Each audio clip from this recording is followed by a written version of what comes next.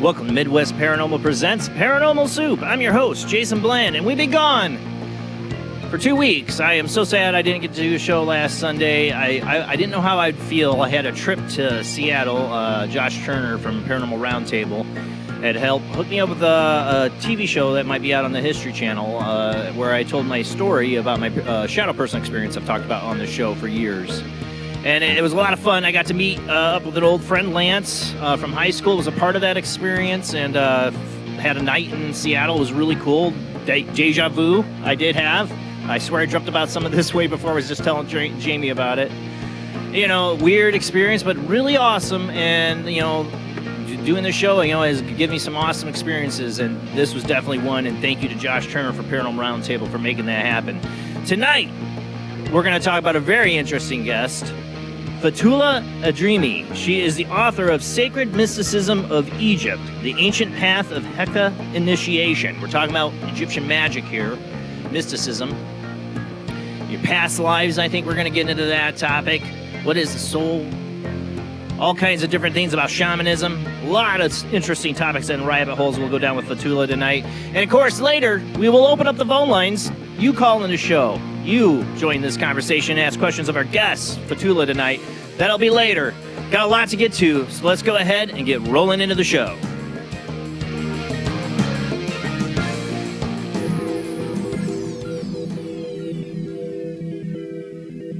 Welcome to another night of Paranormal Soup. As I said before, I'm your host, Jason Bland. Tonight's guest, Fotoula Adrimi, will be joining us after the Worldwide Web of Weird, after our first commercial break. But joining me, as always, is my beautiful co-host, Jamie D. How you doing tonight, Jamie? Doing well, thank you. I'm glad to be back. I'm glad to have you back. Sadly, we won't have Rob tonight. Needs to get his rest. Have a good surgery tomorrow for Rob. Everybody keep him in your prayers. This is the book we're going to be talking about tonight. Let me move that for now. But yeah, I got to go to Seattle, film this thing. I don't know if it's going to be aired. I don't know if that'll ever happen. If it is, it's supposed to be the History Channel. And I'll let you guys know when I get any information and allowed to share it. I will tell you if it happens. I haven't even been paid yet, so we'll see. We'll see. It's still a full experience, right? It was a really cool experience. Like I said, I had this whole dream about talking, like a few years ago, I had this dream about talking to this Indian band and getting in an elevator and talking about filming a TV show. And that was it. I just remember that dream. Well, I'm getting to the hotel lobby, and as I'm walking in, here's this Indian band. I can tell they got guitars on their back and stuff and cases. I'm like, you guys are in a band. And it's like the whole conversation repeated. I'm like, this is that dream. And I think I dreamt about other things, some fragments about this trip way before. So I guess it was meant to be. Got to see my old high school friend. It was really cool. But enough about me. We got a lot of weird to get to since we haven't been gone for 2 weeks. So let's go ahead and roll into the World Wide Web of Weird.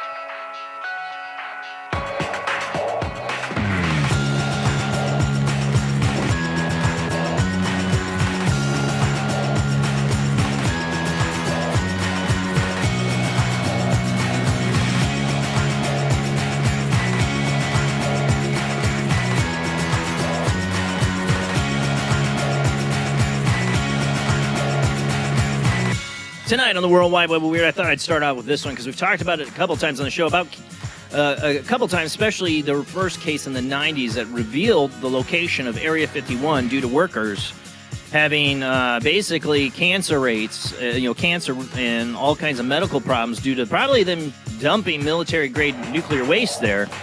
Well, there's another lawsuit coming, and people coming out saying workers claim colleagues killed by invisible enemy. For those listening on the Paranormal Soup radio network, we are a webcast streaming out live to Facebook, YouTube, and Twitch. But I will narrate as best as possible. All right, so first up, I don't have Rob, so I got to get this working myself here. Get the share screen up.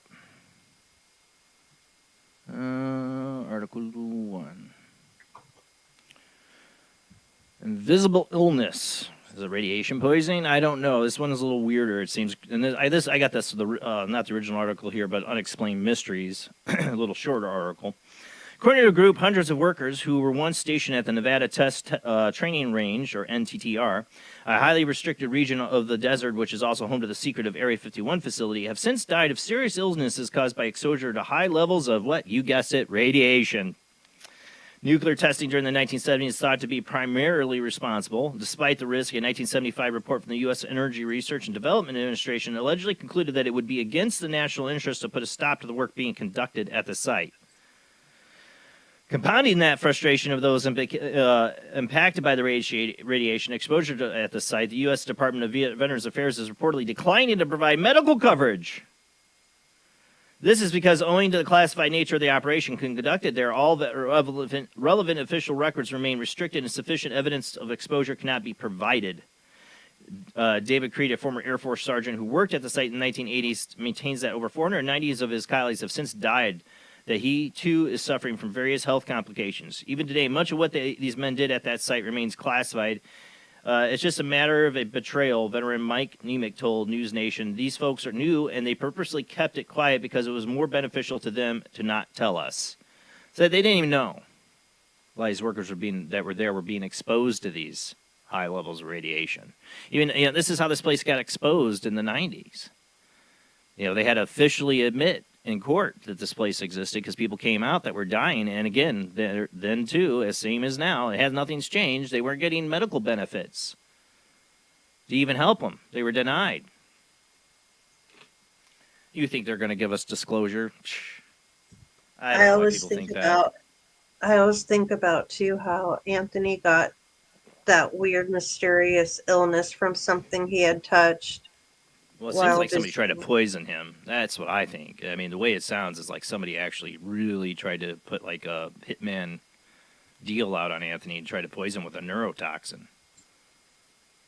I mean, yeah, nothing to play around with. Yeah, I mean, you don't think they don't let people die or kill people? They don't give a crap about people. They'll let anyone die. They'll kill people to keep it quiet. There's a long history of it.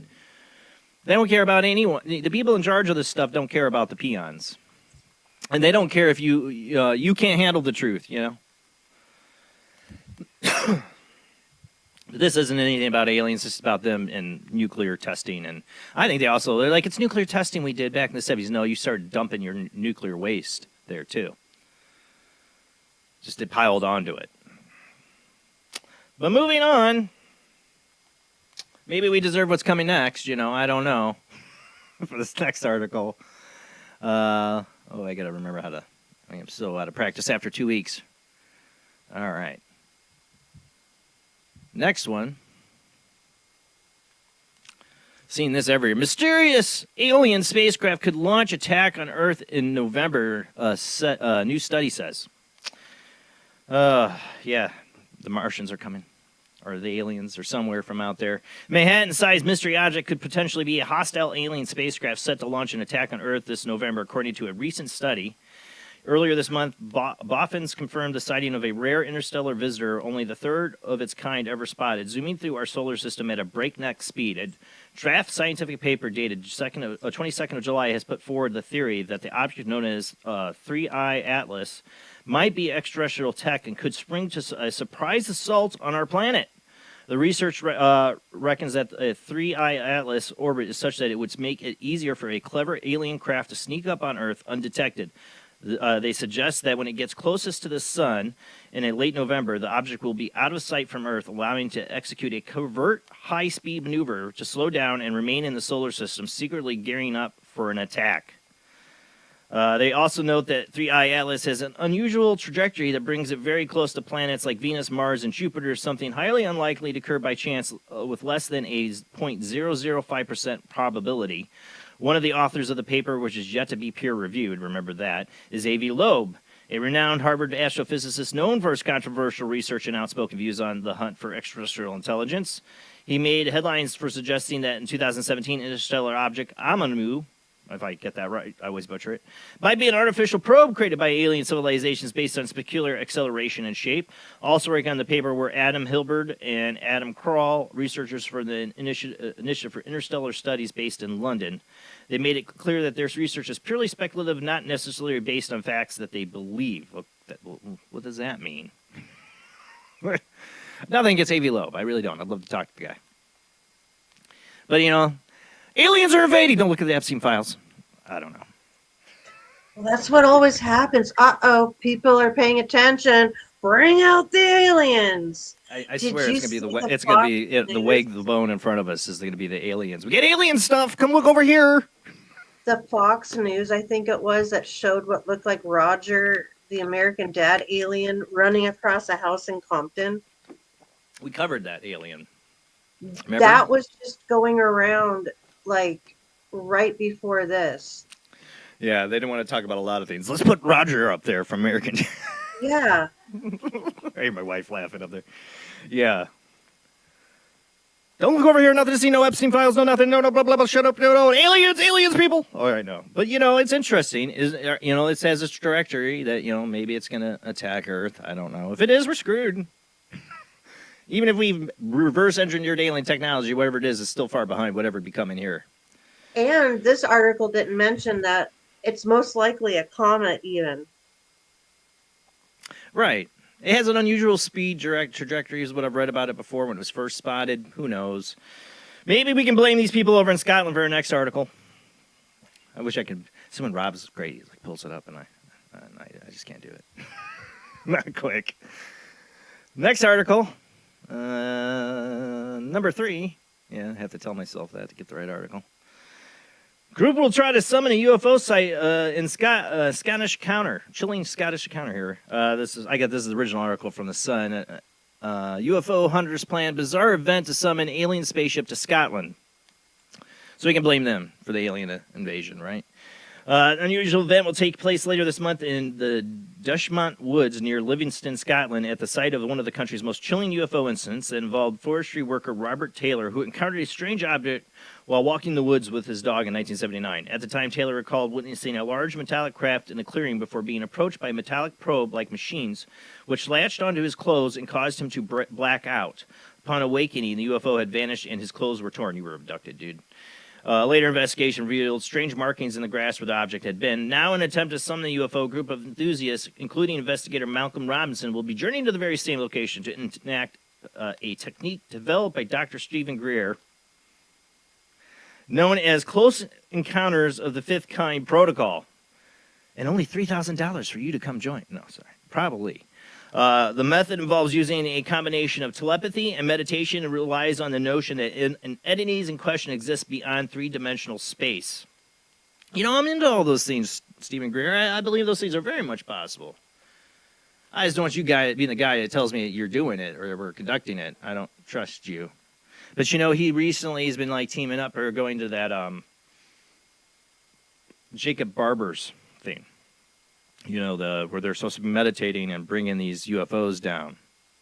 He's, like, latched onto that. I don't know. Maybe Stephen Greer is a legit guy. You know, he's been in the field a long time. But I just have some questionable things I'm not going to get into. You know, I think there's a lot to people being able to summon these things, though. I think there's a long history of that, and these people could do it, Stephen Greer or not.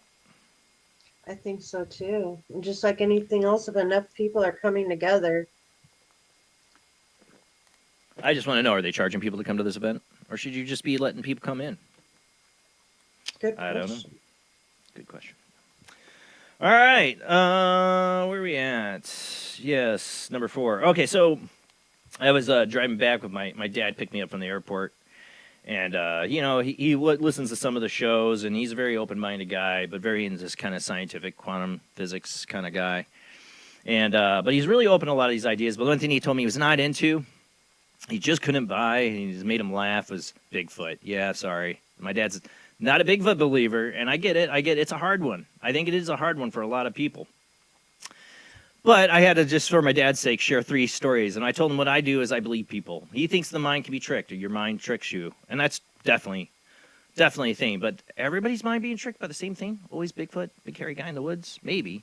It's a little close to my idea about parasitic entities that can morph and become your fears, a beast in the woods. But here are some people who have seen Bigfoot. And one later video, it's going to be very blurry. It's not going to be very provable of anything. But hey, video.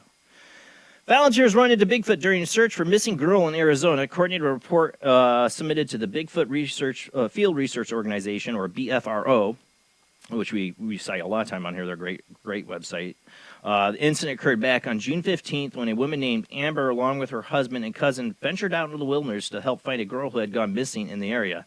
The group had gone 20 miles down a dirt track after dark, and they had been using a spotlight to help illuminate their way when they being shown into something large standing nearby. The creature was described as a 7-foot tall, at least 400 pounds, and had a wide body and shoulders. Its eyes reflected a golden color. Its face was described as leathery, and it was covered in hair. The group stood there standing in horror at the creature for several minutes before deciding to flee. Fortunately, the girl who they had been looking for was later found safe and well, but she did have her own story to tell. She told rescuers that she had been spooked by something in the undergrowth that had caused her to panic and run away, resulting in a tumble off a cliff. Ouch. She also described seeing glowing things moving towards her in the darkness. Could her ordeal have been sparked by an encounter with the same creature? And here we are talking about glowing orbs again and Bigfoot. And things that are just not just a creature in the woods that we haven't identified. I don't know. I thought that was a really interesting story. Moving on. More Bigfoot.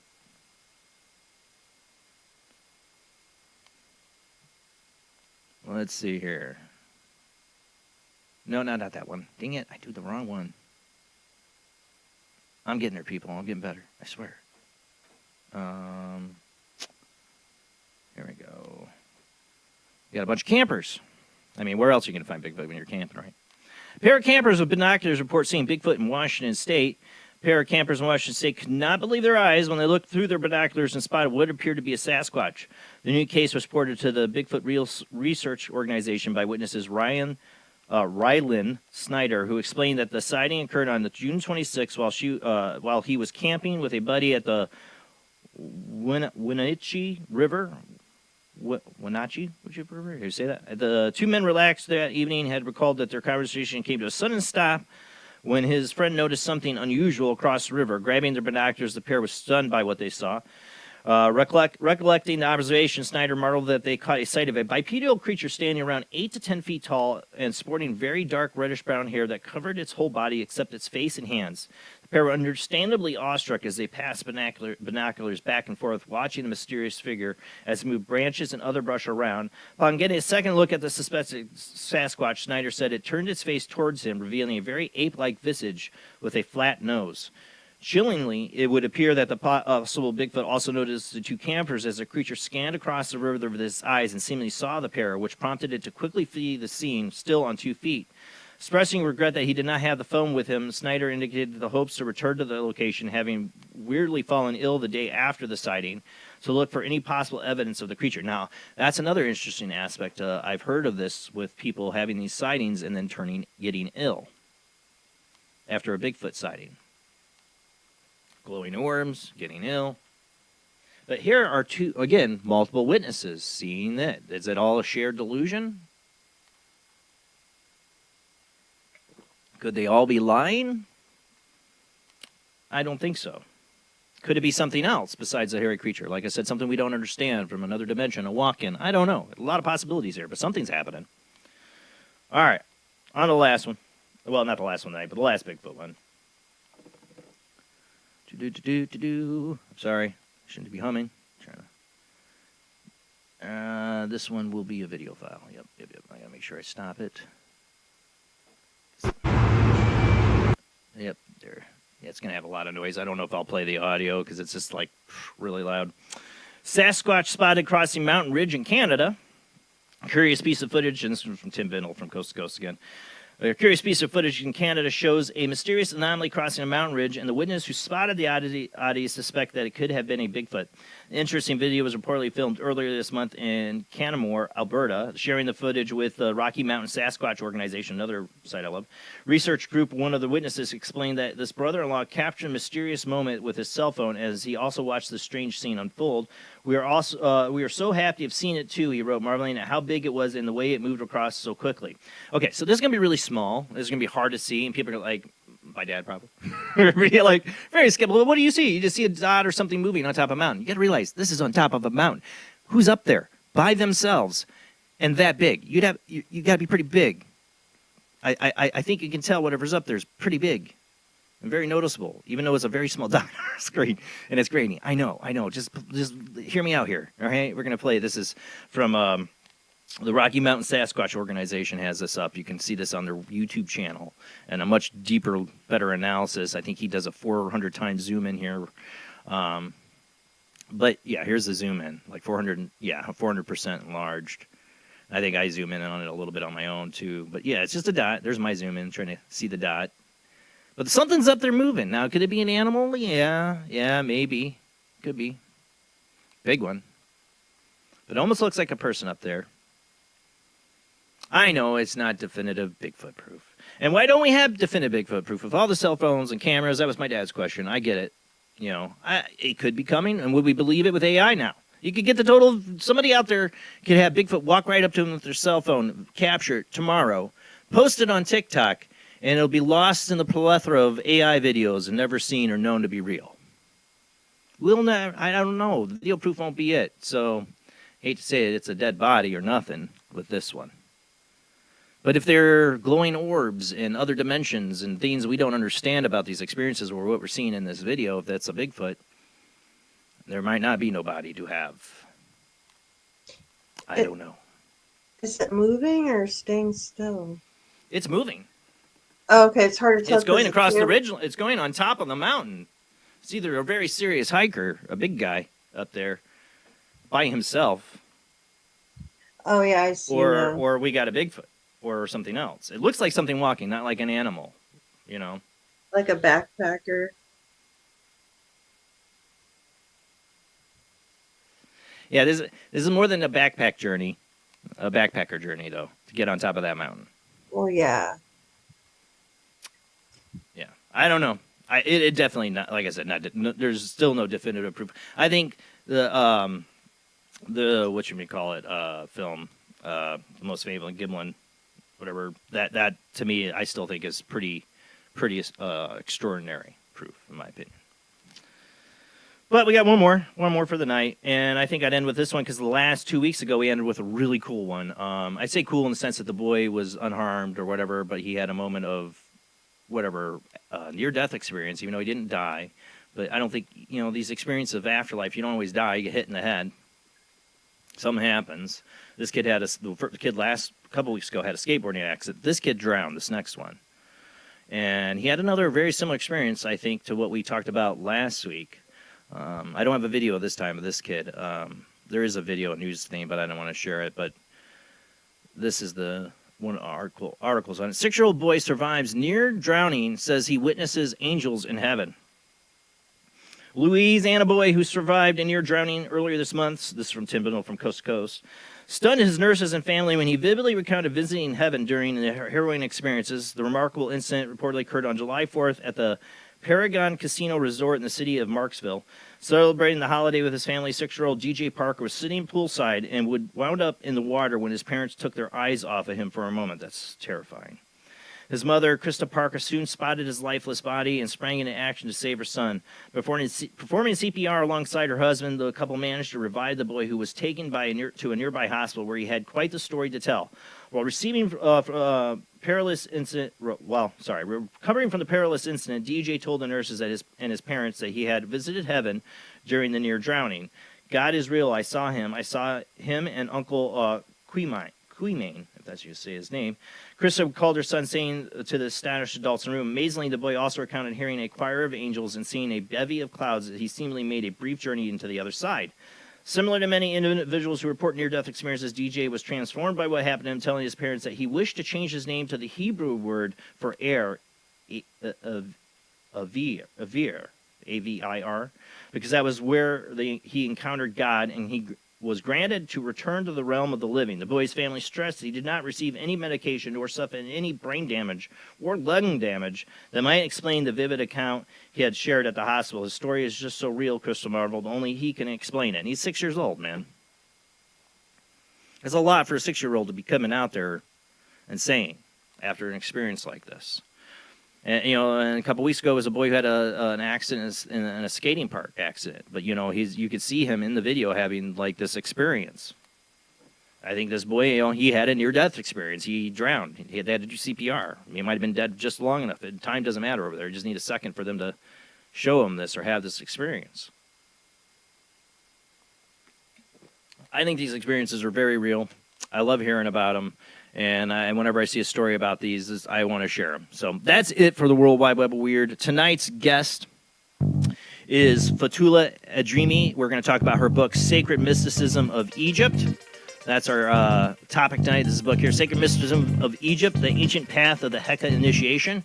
After this short commercial break. And, of course, later in the show, we're going to have opened the phone lines up for you guys to join the conversation with our guest Fotoula tonight.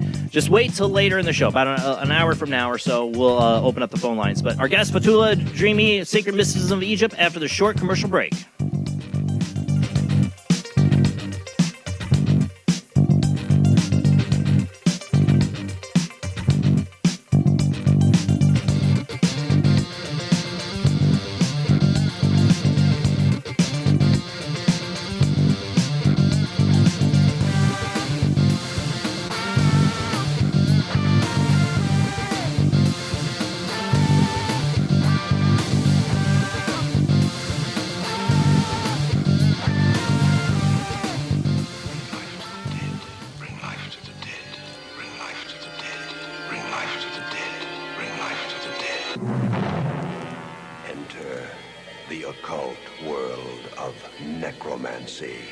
You were brought here for one purpose, necromancy. A ceremony dating back to the pre-Christian era.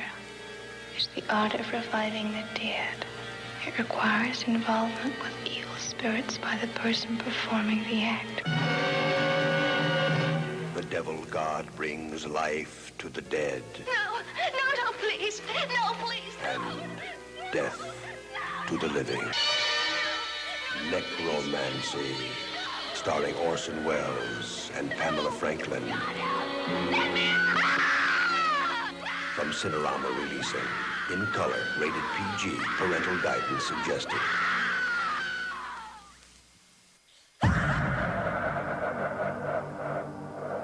If you are interested in discovering the truth about the paranormal and want to hear from leading researchers in the field, join Justin Brown on his 3 weekly shows named My Paranormal Soapbox, Necromancer Live Show, and the Supernatural Symposium, live on Facebook, YouTube, and InterfaceDeath.net.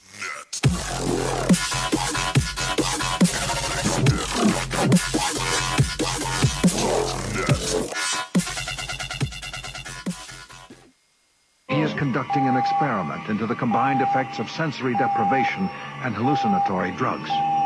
The subject of the experiment is himself, and the experiment is out of control. Ken Russell's Altered States, a film that must not be missed, is in the West End now. Altered States, Certificate X. Hello, I am Fernando Martinez. I think by now you know I am an emotional kind of guy. People stop me in the street and say, Fernando, what the hell is wrong with me? Silk shirt, hairy chest, enough aftershave to drown a household pet, but I still cannot get a woman. I tell them you are an ignorant fool. Without a symbol of power and fertility around your neck, what kind of woman is going to respect you? That is why I have teamed up with Medallion Man, the shop for medallion needs. Medallion Man caters to all levels of masculinity. For the strong, silent type, a medallion the size of a hubcap will say everything that needs to be said. Even singing medallions for the Casanova who knows music is the food of love. Model trains, dollhouses, diapers, whatever your interest, we've got a medallion for you. Don't forget, every woman knows if you can't support a medallion, you can't support a family. This is the sound of a space clock aboard a U.S. satellite 180 miles above the Earth. No one winds up this timepiece. It's powered by a tiny battery, a battery that delivers power for years without replacement. Now the same type of battery, the Duracell battery, can bring new reliability and long life to your battery-operated equipment. Radios, cameras, toys, all run far longer. Duracell batteries, the long-distance power cells, outlast any ordinary battery. The same type of battery that keeps space clocks running for years can bring long life to anything powered by batteries. Dura, as in durable. Cell, as in power cell. The Duracell battery, made by Mallory. Switch to DCS ranging. 240, nominal to profile. We're in the pipe. 5 by 5.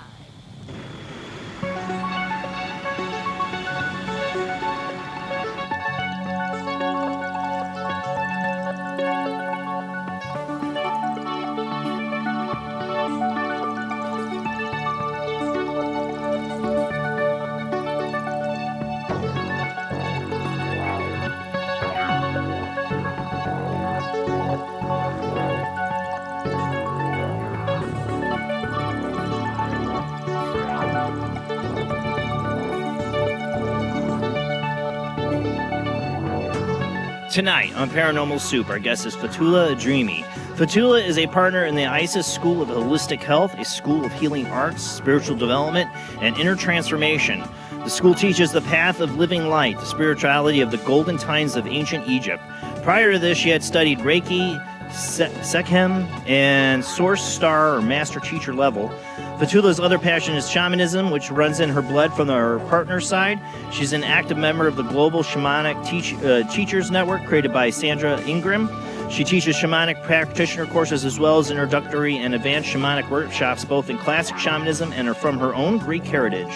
Since 1999, Fotoula has lived and worked in Glasgow, Scotland, UK. She also taught in Greece, Germany, and the Netherlands, and led spiritual pilgrimages to Egypt and sacred sites in the UK. I've got to check a little bit of her book out we're going to be talking about. I haven't got to read it. I've just started getting into it. I've had a busy last couple weeks, so forgive me, but I am fascinated, always have been, with ancient Egypt, and this is called Sacred Mysticism of Egypt. The ancient path of the HEKA initiation. This is about magic. This is about past lives. I know we're going to get into a lot of these different topics. And later, open up the phone lines for you guys to join the conversations with your experiences and your questions for Fotoula tonight. We got a lot to get to, so let's go ahead and get to our guest.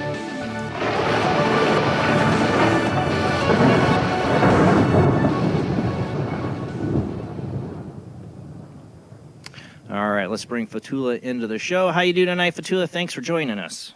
Hello, it's lovely to be here and lovely to join the show. Thank you very much, Jason, for inviting me, and thank you to everybody who is watching. And I know some of you are watching from the UK, so it is quite early on in the UK. So thank you again for joining. Yeah, you know, you're joining us, and it's early morning hours. I'm always appreciative of guests across the other part of the sea from us here in America that want to join us early in the morning while we're late at night on a Sunday, and it's early Monday morning for you. So thank you for being here. I'm a huge fan of, you know, ancient Egypt and the ideas. I'm not a person of knowledge or anything. I'm just an admirer of the subject and, read books and stuff. And there's certain different periods of time in Egypt history that I find really interesting. I definitely find, the ideas of Thoth and the mysticism and magic and these things of how they played out through not just their own culture, but through all the different cultures of magic, you know, from around the world that Egypt has affected. I mean, you're from Greece. Greece took a lot of their ideas, you know, when it gets to, ISIS was very popular in Greece. They had a lot of connections to Egypt. Absolutely, absolutely. We have many ancient temples to the Egyptian deities here in Greece, and people don't realize that. They think it was just there in Egypt. But even where my parents live, and I'm actually in Greece right now, and next to where I live is an ancient town called Philippi. It's mentioned in the Bible. So Philippi has these Egyptian temples at the very top of this little hill. It's a big backdrop, and there you can't visit it. It's closed to the public. You used to be able to visit it, and we used to go and play there as children. But that's where the energy is, and it's just absolutely amazing. Even an altar is there to the Egyptian deities, and there are temples of Isis dotted all over Greece. Even in Mount Olympus, at the foot of Mount Olympus, there's a huge site called Dion, and there we have the Temple of Isis. So it's all over here in Greece. Yeah. What got you down this path of shamanism, and also, that we're going to talk about the HEKA Egyptian magic, you could call it, I guess, and and these different forms of magic, and what drew you all into this in your life? Well, since I was a child, I could remember my life in Egypt. I could remember Really? that when I was very young, I knew across the water from where my parents are in Greece. We live at the edge of the sea. And across that water, if you go down south, you would meet Egypt. And I knew that was where my home was. And I had these memories, or I could call them now shamanic journeys, but it was mostly kind of finding myself walking in this beautiful land of Egypt, and just feeling that energy, and being guided there by Isis. I didn't know it was Isis at the time, but I felt this really deep connection. I wanted to find as much as I could about ancient Egypt. And, in provincial Greece, there wasn't much to find out about magic and all these things. It was just what I had inside.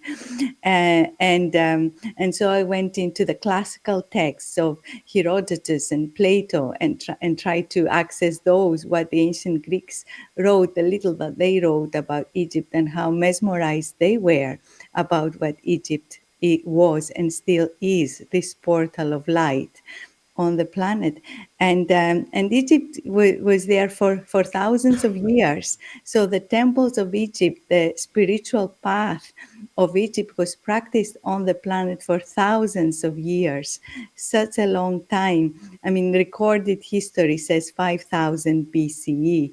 It might be, of course, some of us think a lot earlier than that. And for those of us who really believe that the myth of Atlantis is not just a myth, but something that was here, and the Egyptians wrote about it, and Plato spoke about it. That's how we know what Well, Atlantis was. wasn't it Plato's uncle who heard it from an Egyptian priest? Yes, that's right. Right? That's right. Yes, yes. So that's how we know, that it's recorded there by the Greeks that yes, this was there, and basically, yes, I absolutely believe and have memories like many other people that Atlantis was there. And what I think, and what is in the book, is how the Atlanteans, when their world collapsed, they moved to Egypt and other places as well. But Mesopotamia, that the whole Sumer, the Canaanites, Mesopotamia, the Arcadians. That's all remnants. A lot, I think, of yeah, Atlantis. yeah. And this wonderful work done by people, engineers who go there and look at the ruins and say, well, this cannot be built by slaves and primitive people. This is built by machines, and this is built to a plan. Yeah. Have you noticed in Egyptology they've changed it though? It's not slaves that did it anymore. It's people No. coming for beer festivals. They have beer festivals.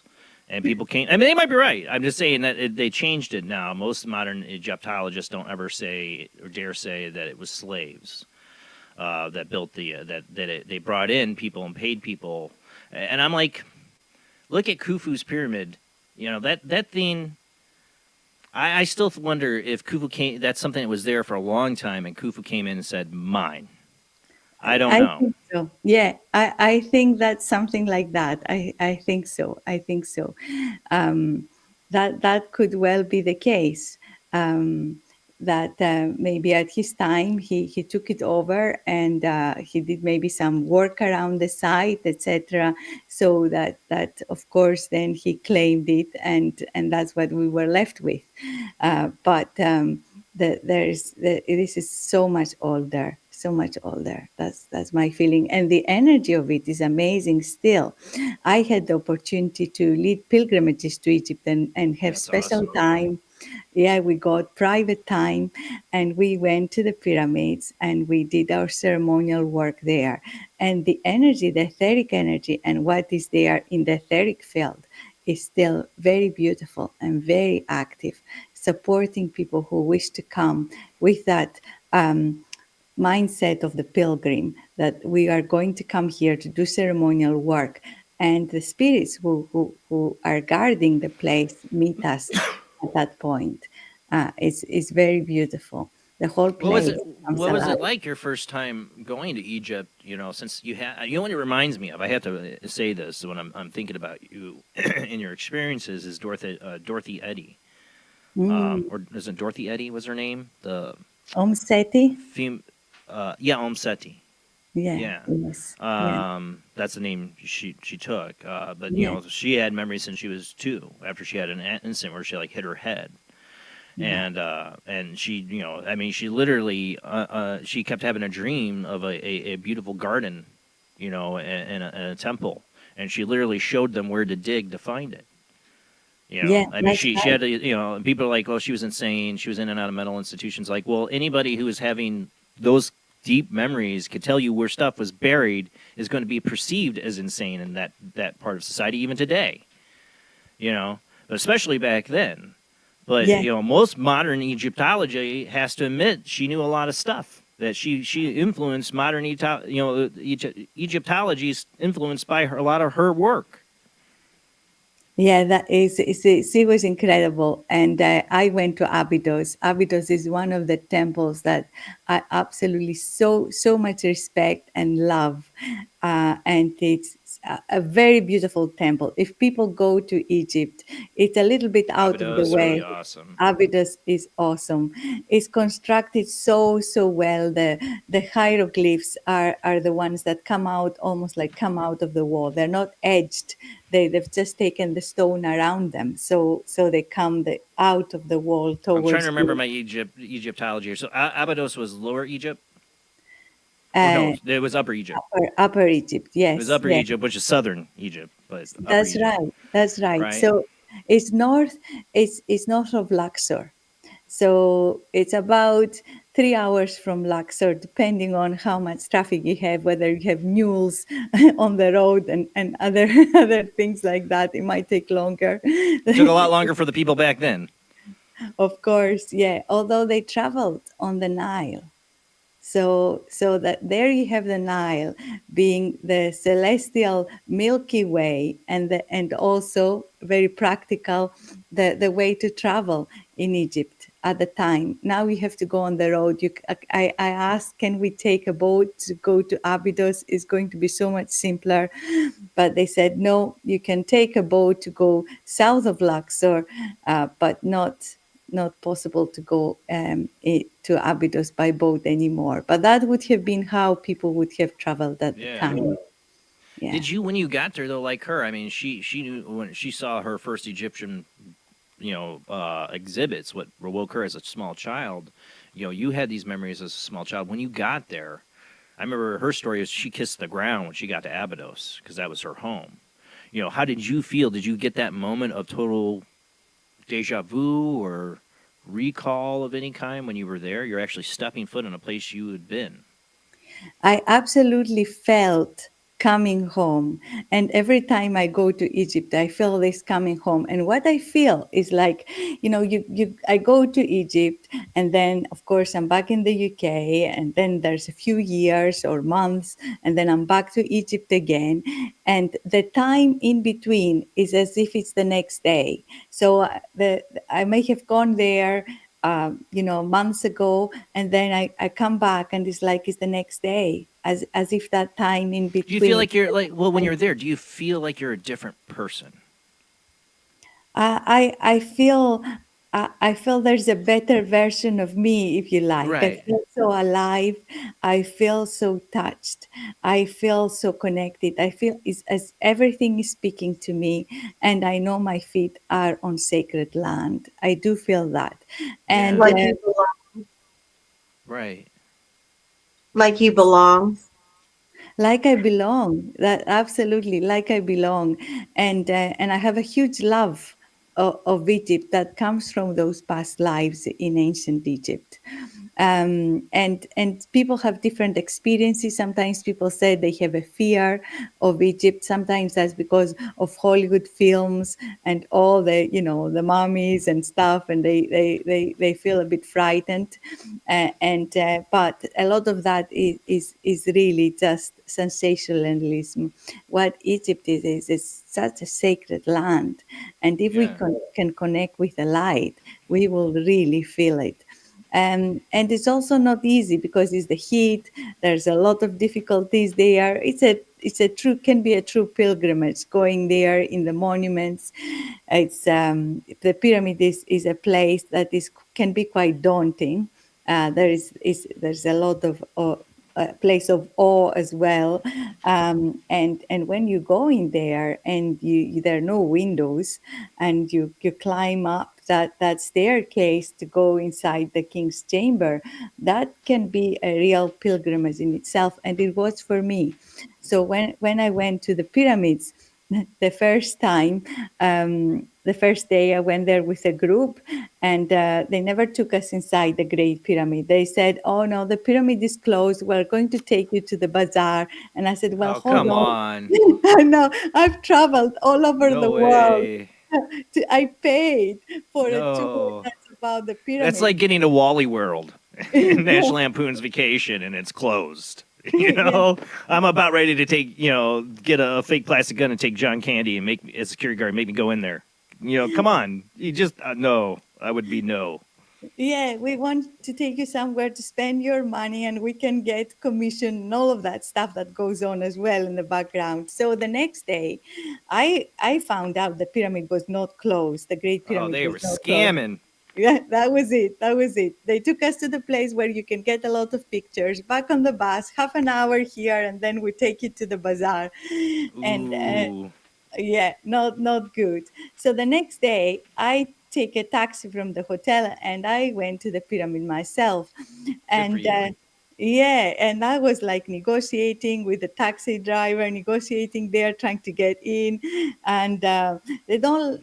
It was a bit daunting because they all come en masse to try and help you and say, "No, I don't want any help. I can do it by myself. Let me buy my ticket." And eventually I get to the pyramid, and there is a guard outside. He lets me go in, and there is nobody there, which never happens, knowing from other pilgrimages. I'm just there by myself, and I'm climbing up the Great Gallery. So once you go inside, you can visit. There are a couple of rooms available, but I went straight up for the Great Gallery, and you really have to climb this ramp. And there are big stones everywhere, no windows. And I'm just thinking that if I fall now, there is nobody here to catch me. I'm just by myself. Oh my God, yeah. All the fears, I'm not claustrophobic, but I thought, you have to keep yourself calm to go up there. And then eventually I get to the entrance to the king's chamber. And of course, it's not, the doorway is quite low. So you have to go on your knees. You have to go and kneel there. You cannot just go up. You have to go down and kneel to be able to go through the passageway. Yeah. And there I felt that reverence that I'm on my knees on sacred land. And I go into that space and into that room. And again, I'm just by myself. And I felt this fear, my mind was racing, all these things were going into my mind. I couldn't keep calm. I was trying to do all the mantras. I was trying to do all that I knew, everything. And I'm there for an hour. And then I thought I better go out. The taxi driver is waiting. So as I go out of the king's chamber, after spending an hour in the washing machine, if you like, I start to hear these sounds that are kind of in my mind being repeated and repeated again. And somehow I start to chant these sounds alive that I'm hearing psychically. And the whole pyramid becomes alive. And the energy just flows from the bottom of my feet all through me. And I'm ecstatic now. I'm just singing. I'm just filled with light. I'm just ecstatic. And I just go out in that way, and I see the guard at the end and say goodbye and thank you and leave. And my helping spirits, Goddess Isis is one of my helping spirits. They said, these sounds is what unlocks the energy of the Great Pyramid, what you heard. And every time I go back to Egypt, when we have private time, we start by singing these sounds. And that really helps everybody because people feel that place is so daunting. People sometimes feel that fear that I felt, that part of the initiation that is saying, oh, okay, I'm leaving a part of me behind and I'm stepping into a bigger side of me. And that can be a bit daunting for the mind. And so all that catharsis that takes place in the beginning, the sound is just like smooths everything, and people are feeling that lifeline, that light coming and helping them come into the chamber. And the 2 hours we have there go so fast. People think, oh, I'm going to be 2 hours in this enclosed space, this hot, etc. They go so fast. I've heard that before from people that Yeah. said they've been there. Yeah, that it's just like time it flows weirdly. Yeah, completely. And I've heard people in the past who had the opportunity to spend a whole night there, and they said the same. They said it was over before we knew it. We were so much in this energy field that Man, to this be out there at night, oh my God, that'd be so awesome. yes, Oh my I God, know. that'd be so cool. Yeah, they were very lucky. Well done for Oh them. man. Maybe that miracle I wish for all of us, that we have a night in the Have you seen Great this? Did Pyramid. you get to see the Sphinx? Yes, and actually that's another thing that we did. So I had the opportunity to go to Egypt in March equinox 2011, and that was after the revolution. So it was a time where people were not traveling for good reasons. It was Right. very, very, very uncertain times. And Revolutions sometimes kill the tourist business. yeah, that's right. That's right. So I had already planned a pilgrimage based on a dream that I had, and the spirits told me 4 times, you have to really go there. You have to absolutely go there. And I asked the group, do you still want to go? And everybody said, yes, we are coming. You don't cancel the pilgrimage. So we went there, and we were again by ourselves. And we went to the Great Pyramid, did our 2 hours work. And then we walked to the Sphinx.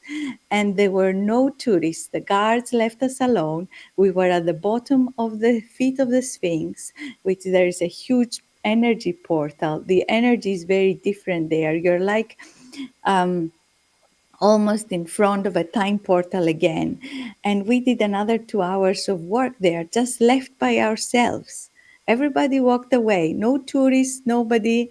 And that pilgrimage was very special in 2011 because no matter where we went, we were there by ourselves. There was just nobody else because of the revolution. So yeah, it wasn't the same the first time I went to a pilgrim. I took people to Egypt, which was 2010, in the September equinox, we came out of the Great Pyramid after being there for 2 hours ourselves. And it was a sea of buses and tourists. And we Oh thought, yeah, I bet. yeah, yeah. And it is getting back to that now as well. Yeah, now that COVID probably slowed it down again too. Yeah. For a while, just like it did everything else in the world. But yeah, I mean, I have Mike Ricksecker's been on the show. He does tours there, kind of, where he does like small trips of people he takes, and he seems to be able to give people access to places that sometimes they don't let normal tourists go. Yeah. I'd love to go. He's tried to get me to go. Yeah, Oh, you and it's too. definitely on my bucket list of things. I dream about going to Egypt. That's definitely like if I had to travel somewhere. I want to see Ireland. I'm because my Irish heritage. But right along the list of places I'd want to go to, maybe when the world tempers a little down from its craziness. But I'd love to go to Egypt and see all that. Yeah, well, I think there's a huge connection between Ireland, Scotland, and Egypt. Oh God, yes. Oh yes. Oh yeah. There's been So- books written on that. Yeah. So we've been in where I live in Scotland. I have been very connected to the stone circles and the standing stones there. There are a lot of that, and I do a lot of work there. And it's so easy. The stone circles in Scotland, you don't need to book anything. You can just go and do your ceremonial work, and people leave you alone. They respect what you do. So it's always been beautiful. And what happens is when we are connecting to those stone circles, they are saying we are still connecting with the Great Pyramid because the ley lines from the stone circles, they're all connecting to the pyramids and the sacred sites of that time, of that Atlantean time. And they showed me that the Atlanteans, it was like they tried to connect the whole of their empire or their world through sacred sites of high vibrational energy built on ley lines. And these Maybe sites that's how they are still active. communicated. Maybe Yeah. they use that power to communicate in a way we don't understand now. We use radio waves and stuff. Maybe they use that as a way to have priests talk to each other through shamanic communications using that energy, or to talk to other things, or to the gods. I mean, you went to the Khufu, the main pyramid, the biggest pyramid in Giza, King's Tomb. Did you go to the other ones as well? Did you get to see those? Yes, I did. Yes. So for the other ones, I didn't have private time, but we went again. We went in 2011 where there was nobody there, so we're able to spend time there. But the first time I went in 2006, that first trip I had to Egypt when I managed to get there, it was the strangest thing because as I said, I went with that tour that took me to the bazaar instead of the pyramids. Well, in that tour they took us to the second pyramid and they said, okay, you have half an hour, but we advise you not to go in the pyramid. It's a terrible place. It's claustrophobic. Just take some photos and that's I'm enough. like, screw you, buddy. I came here to go inside. Yeah, Thank you. exactly. So it was just me and another old lady, bless her, who decided we were going to go inside, and everybody else just listened to the tour guide and never ventured. What's wrong inside. with people? I know, exactly. You pay to come to the pyramids, but yeah, people just listen. Sometimes we're so conditioned. We listen to the voice I'd of be the like, and when I authority. pay that kind of money and I go to see the pyramids, I'm like, screw you, buddy. I'm going inside. Thank you. Well, me and this old lady, she was in her 80s traveling to Egypt. She was just like you. She's like, oh no, Yeah. I'm going to see this before I die. I'm too old for this crap. Screw you, buddy. I came a long way. Yeah, exactly. So we go there, we go inside the second pyramid, and this guard looks at me and this old lady, and he says, are you here to pray? And I said, well, you can call it that. I said, yeah, I suppose I am. I said, you can call it that. So he said to everybody who was there, said, everybody just go in back to the wall. This woman is going to go inside the sarcophagus. So he just said to the people there, just shoot them at the side, and I step in and sit at the sarcophagus. And then he looks at this old lady, who was very well-to-do old lady, English lady, and said to me, is he with you? I said, well, I suppose she is. And Yeah. he said to her, you go in the sarcophagus too. And she didn't know what to do, but she just thought, okay, I'm doing it. So good for her. So we are both sitting there in the sarcophagus, in the energy point of the second pyramid, receiving so much light. And then we come out, and he wanted to show us so much more, but unfortunately we had to go back to that bus, and we had to leave. But I thought that was something like unexpected. And she said to me, what happened there? And I said, well, I do all these things. I'm connecting with energies of the land, and I feel the light of Egypt and the beings of light here. And I said, oh, that's so interesting. And then we went back to the bus, and she never spoke about it. It was her own experience, but it was just something that happens when I go to Egypt. Sometimes people find me, and they find spiritual people. The last pilgrimage we had, our guide, he was just saying, how do people know you're coming? How do people know you know they wait for you? And I said, well, they know because something tells them that we are coming. And that has happened so many times that even guards come, and the whole group Oh, might who know. was that? I had a guest on. She went to, where was it? She went to some like churches. Like they knew she was gonna come. Like the nuns there, like knew before she came. No, it was just a last minute decision. They like, I remember who was that? It was a great story, but like they like knew she was coming and like showed her everything. Like it was all meant for her to be there at that time. I definitely think that's these things happen with trips like that. You're coming back to a place that you once maybe lived in, in a past life. You have the memories. You said you're not just one past life. You think you had multiple ones in Egypt, Yes, right? yes, I do, and the first past life that I actually, I mean, there was fragments of them when I was a child, and I just accepted them. I just had this inner knowing, but when literally in 2005, 2006, they started to open up in front of me, and that's another side of me. So what happened? I was in my home with some people doing some spiritual work, and there was this American woman there who had come to Scotland to talk about healing system that You're hold on one second. You might be blocking your mic or something. That got a little Oh, muffled.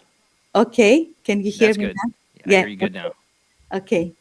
Let me just see if you can. Yeah. Okay. Good. So Sorry. this. Yeah. So this woman was basically saying to me that she needs to do some healing work to a friend of mine, etc. And all the time I was seeing this man psychically, this outline, this golden outline of a big man with big shoulders and everything. And I said, oh, who is this man that I'm seeing? And I thought it was just a guide.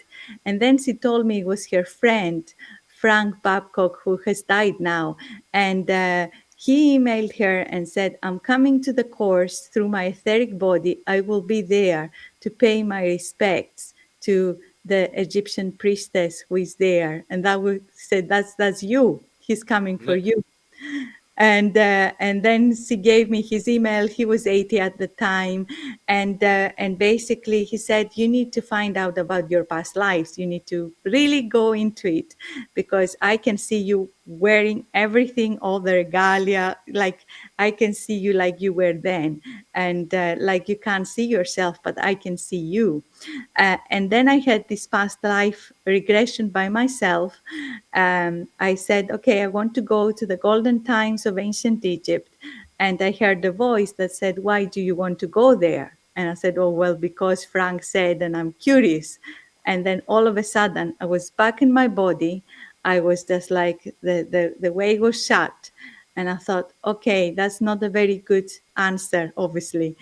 Curiosity is not taking me there. So I had to think, why do I want to go? And I said, okay, I want to go so that I can maybe remember what we used to do then, to bring that knowledge back, so I can maybe help life and myself and other people with the practices and knowledge that we had at the time. Maybe some of that is useful.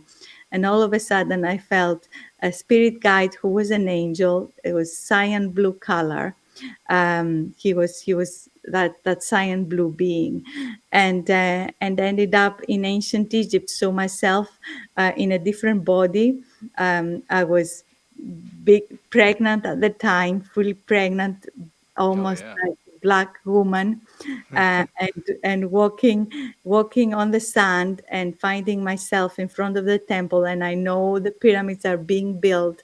It's like at the time of the designing and Yeah. starting to build the pyramids at the time. That's where this past life was, and finding myself in front of this temple. I'm wearing a very light kind of material. There are two women with me. They wash my feet, and then I go into the temple by myself.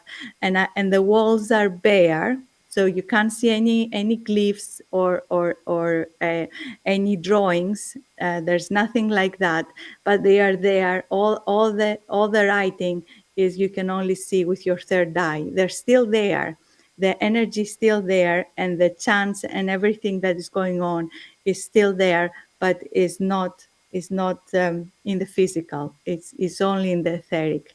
And I'm just wandering in that place, and then after a while, after being shown all this and seeing some people who I knew, I came back from that past life. So that was one of the lives that is going really back to that That's time. really back if they're building the pyramids. Yes, Especially yeah, if it's the first. yeah. I mean, you had the step pyramid by the first king of the fourth dynasty, Jorez, I think it was. Yeah, Jorez. And then yeah. the next one, like after the step, is Khufu's, and it's like, still to this day, nobody, we're arguing about how they built it. Yes, exactly. And Yeah. it seems every pyramid after is just like a replica of it, and they just get smaller. Yeah. I think also, the pyramids are aligned to the stars, and I feel that very strongly. And also, you have the Orion belt, and you have Sirius star that is very prominent, and Isis and Osiris, which are two of the main gods there in Egypt. Two of the main. I don't like the word gods because it's something that we have defined differently to what they defined as enlightened beings or as light beings in ancient Egypt, because they said we're all this enlightened spirit. And when people die, they sometimes call them the god or the nether. That means the enlightened one. So in the spirit form, we are all these beings of light. But of course, in the human form, we are these conditioned beings who are in our personality. So, but they, they have Isis and Osiris. They are related to Osiris is the Orion belt, Isis is the Sirius star, and you find them in the pyramids and in all of the temples. There is some reference to these beings because they bring the energy of the stars to the earth. So you are connecting there to the cosmos, not just here, this life here on earth. You're connecting to the bigger cosmos, and the position of the earth in the universe is very important. Well, they had a deep connection to, obviously, in their culture, to the afterlife, and the idea, and then to the idea of something from the stars, or other, you could call them gods or otherworldly beings. I don't know, but they, and we're so much history of theirs that's dust that we have no idea. I mean, the first dynasty is a lot of guesses about what happened during that time, and for you to be seeing the pyramids built, that would have been, if you go by modern Egyptology, what? Well, 4,000 years ago, 5,000 years ago. Yeah. I would say 4,500 years Yeah. ago. Yeah, that's with the modern Egyptology, but actually, I feel it's much older. Well, that's what I wonder. Like, I mean, for the Sphinx, for instance, I think that's one of the biggest ones. Is the geologist? I can't think of his name. A famous geologist that could tell by the weather erosion or the water erosion. Yeah. Yeah, You I know, mean, you can't argue with that because that is science. The water erosion. You can't argue with that. It's do you something think tangible.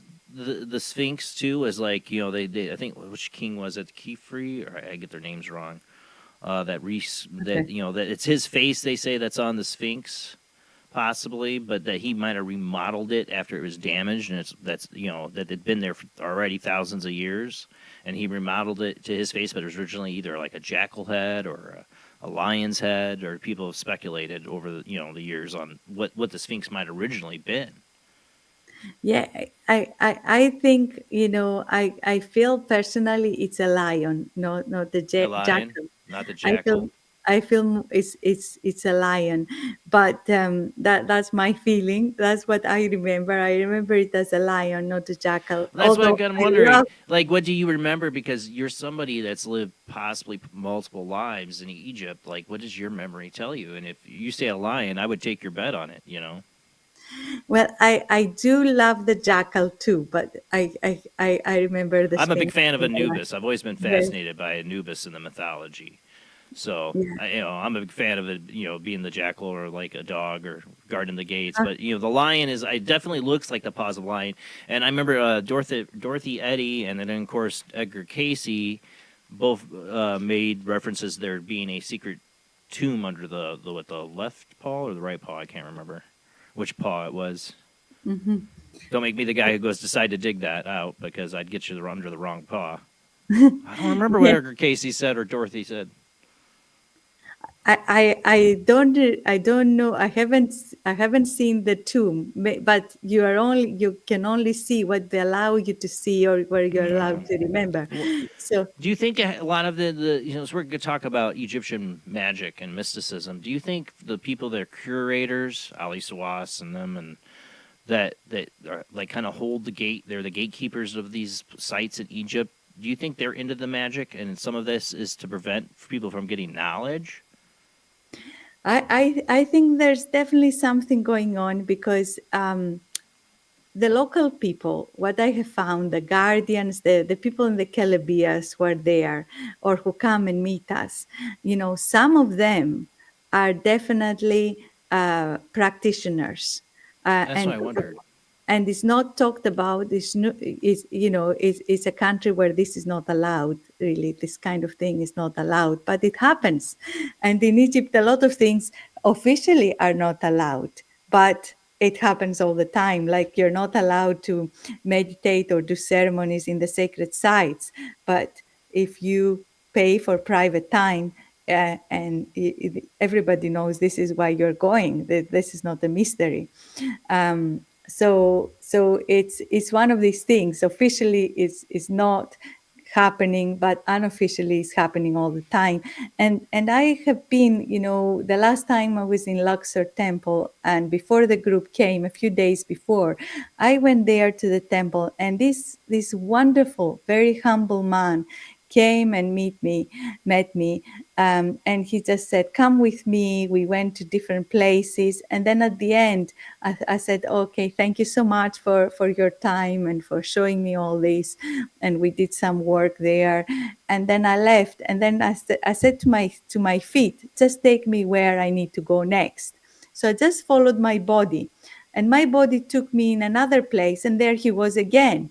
And he said, Really? "Oh, I'm so glad you came back." I said, "Well, I don't know how I came back, but my body brought me back to you." He said, "Because I would like to offer you a healing session." And when he started doing the healing, there was just like a memory coming up that I had some sort of difficult time. I didn't see it. I just heard the words, "They did terrible things." And that's all I know. And he could see it, and he could see his face going, "Oh, this is big. This is really big. This is a big healing that I have to do an extraction for." And bless Was his it that heart. site? They're saying that these things happened to you at that site you're at there in a past Yeah, life? Yeah. well, I guess in Luxor Temple. Sorry, that Yeah. was Karnak. That was actually Karnak. It was in Oh, Karnak. Luxor. Yeah, Luxor, the Luxor city has two temples. One is Karnak, one is Luxor. So I was actually in the Karnak temple in Luxor, and he took all of that out, and he had to work really hard, and he did it. Bless his cotton socks, as we say in Scotland. Yeah. So it was like, and then he said, where is it you want to go next? And I said, I want to go to Amun-Ra sanctuary. And I went there, and all the other guards came, and they just sat around there, and he said to me, you do your stuff, we won't disturb you, we just want to be in that presence, and just, I'm with you, don't worry about anybody, just do your work. And they all sat there as me and my friend did our ceremony, connecting there in that power But yeah, point. you're not supposed to do any ceremonies, prayer, or meditation inside these places, right? They're not supposed to let you. No, officially not. But as I said, it absolutely happens. Yeah. And I'm very grateful for that. I'm really, really grateful, because these sites were built as ceremonial places. And the ancient people, what they did was they painted or etched on the walls all their ceremonies, with the intention that these ceremonies keep happening all the time. So what you see in some of the temples are the ceremonies that they were doing, and they are saying if they are on the walls, they're never finished. That's why they call the temples of millions of years, because they keep going. The ceremonies keep going because they are on their walls, painted in the walls. And what you see in the walls is the priests and priestesses dressed as the gods and goddesses, and they're it's like what they would be doing at their time. They would dress up, they would put all the regalia of what Isis was, Osiris, and the other beings of light, and they would channel, they would be like overshadowed by these deities. So it's called the theodrama, meaning the theater of the gods, the drama of the gods, and they are playing them out. And some people, bless them again, they have found these ancient texts from the pyramid texts, the ancient book of the dead, the ancient Egyptian book of the dead, and they put together these ceremonies as they remember them or be guided. And at some point, I was guided to do these ceremonies as well, these plays with our group. So we all come together and we become the gods and goddesses, and we channel and we read the ancient texts. And in the beginning, we thought, we don't know why we're doing that, but we are guided, so we're going to follow the guidance. And people then started feeling, I'm not myself anymore. I really feel as if I'm Isis. I really feel as if I'm Amun-Ra. I really feel there is somebody speaking through me.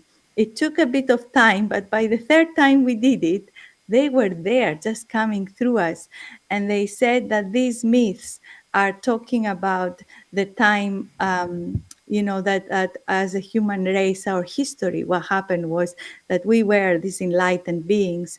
And then through the time of corruption, what they call the time of Set, we lost, that we were dismembered cut in so many pieces. Well, and that's then interesting. Resurrected again. Yeah, I mean that's the mythology, of Osiris and Set and Isis. That Set, chopped him into a bunch of pieces and spread his body parts, and Isis went and put him back together, and they birthed Horus, right? But that could be this, like a description of the nations, or the people being dismembered because of the tragic incident in a way. Yeah, from Atlantis. I never thought about it that way. That kind of makes sense. Yeah, and in Egypt, in the ancient Egyptian mythology, every person, while they are alive, they are Horus. So they are the spiritual warrior connecting again and reclaiming their sovereignty from Set. Well, that's all the kings would put Horus in their, what do you call it, their tablet or their kind of coat of arms. I can't remember what you call it. I can't remember what you call it. It's kind of like their coat of arms. Yeah. Cartouche. Thank you, cartouche. And it had Horus most of the time. I think there was a couple people that put a couple other their cartouches might have been a little different. But most of the time it was Horus. Like all the pharaohs were an embodiment of Horus, right? Yeah, yeah. But what the pharaoh is, everybody else is as well, because in the ancient times, the pharaoh is the representation of the human race, of the land, of the nation. So he's there being Horus, he's there, being the king, but being also the spiritual warrior, the falcon of war, this powerful being. But they say every single person who is alive is Horus, but he's the one who is identifying with it for all of us. He's the one who is going into the ceremonies as the embodiment of Horus. But this is so that it filters to everybody else who is also there. That was the initial mystery, or if you like, that maybe going back to the original dynasty, the original, the old kingdom, maybe. But later on, it was like, later, I am God. yeah. Later on, yes, it's only me and everybody else is lesser. But originally, no, we're all these enlightened beings. And when somebody dies, we all become Osiris. And in the pyramid, Right, that was the duality, right, of Horus and Osiris. Life and death. That's right. And basically, when we become Osiris, we go back to what we are, which is this amazing heart, because Osiris is the person who is filled with goodness and justice and creates order and creates beauty on the land, creates prosperity, because he's so much in his heart. He's just, a wonderful person and an open heart. And then what happens, his brother, who is the completely opposite, the bad brother, if you like, the twin brother, is his opposite. He is all that he isn't. So that's the corruption. That's the poisons of the mind, of the jealousy. Cain and Abel, Eniki and Enel. These mythologies all revolve around usually brothers, right? Yes, but in this case, it's like the twin brother is the complete opposite, and of course Osiris is cut in so many pieces, and then Isis, the divine feminine, brings him together with her magic, with her wings of light, and her sister, who is the opposite again of Isis. Isis is the day, the light, the action. Her sister Nephthys, or Nepthet, as is called in Egyptian seas. The opposite is the quietness, the stillness, the dark, the night. But there's nothing evil in her. It's just the other side, the absence of action, very much the stillness of the Holy of Holies. So they bring together Osiris, and they resurrect him, but he goes into the underworld because this world is not ready for him. So this myth that you encounter all around Egypt has many layers and talks about this dismemberment of the human race and the human heart. Because we come as Osiris in life, we are so open-hearted, we are in our spirit, we are in our light. Life dismembers us in so many pieces. Then we find the spiritual path. Isis, with her wings, she opens the spiritual path for us. In ancient Egypt, she is the goddess of magic, as you said, HEKA. Yeah. HEKA actually means the power of creation. Originally was translated as magic, but it means the power that governs everything, that creates. The force. Yeah. It's their version of the Force. Sorry, The Star Wars Force, fan. yes, the Force, and she opens the path for us, and then we are the spiritual warrior that through the spiritual connection we have to overcome Set also within us, because the battle sometimes is internal and not external, and he loses his eye like in many other myths, but gains the all-seeing eye, which is the enlightened state. So the eye of Horus, it means the all-seeing eye, and was right. Oh my! We're talking about the foundations of occult mysticism and symbolism that will affect generations many years later. Centuries, thousands of years later. Yeah. Our dollar bills and I mean, just think about it. I mean, your tarot cards. I mean, all this stuff in the occult and in the symbolism, all this stuff goes right back to ancient Egypt. Absolutely, absolutely. And the more you delve into this, the more you see actually what they are talking about is also a prophecy.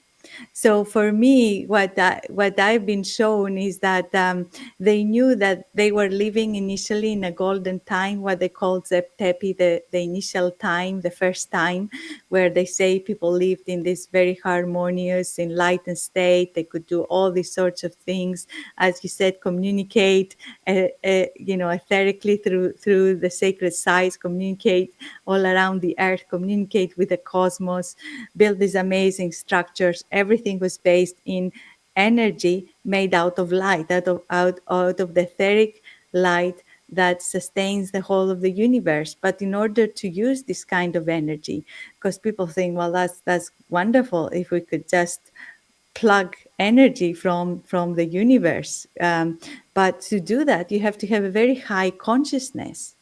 It's not something we can do, with the ego. And then what happens is that they knew this would not be sustainable, that this era of Set or corruption would follow, but also said, after a certain time, we will start to wake up again, as people do nowadays. And we say, well, there is something else. I'm sorry that the normal narrative doesn't suit me anymore, because I can see all these holes in it. And I know there is something bigger, and it's there in plain sight in Egypt.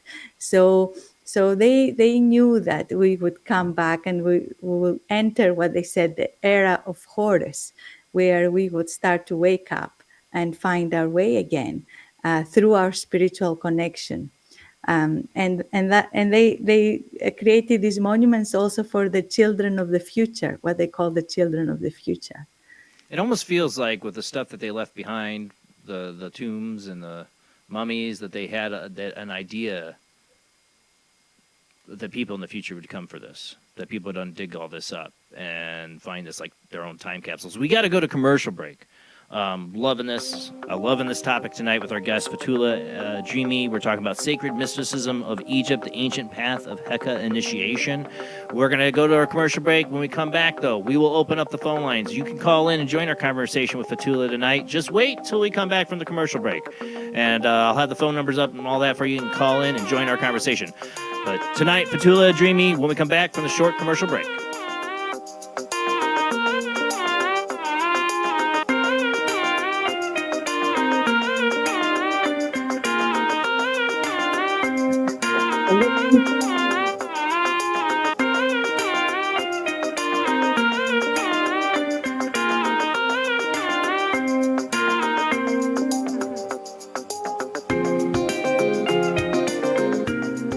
Conducting an experiment into the combined effects of sensory deprivation and hallucinatory drugs.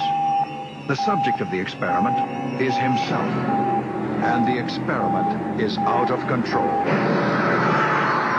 Ken Russell's Altered States, a film that must not be missed, is in the West End now.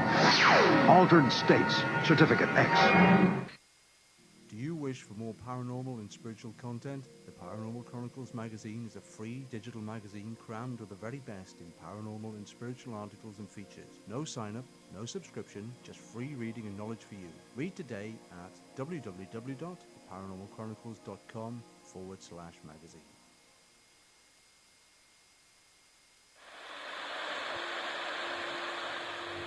Join us every Wednesday night at midnight Eastern Standard Time for Weird Wednesday, the live stream, with your hosts Jamie, the Living Dead Girl, and Rob, the Phantom, where we'll talk about all things paranormal, including zodiac, astrology, tarot card and oracle card readings, live ghost boxing and spirit communication, where we'll do Voices from Beyond, the Cold Case Files. So we hope you join us live on Facebook and YouTube every Wednesday night at midnight Eastern Standard Time. We hope to see you there. Bye-bye.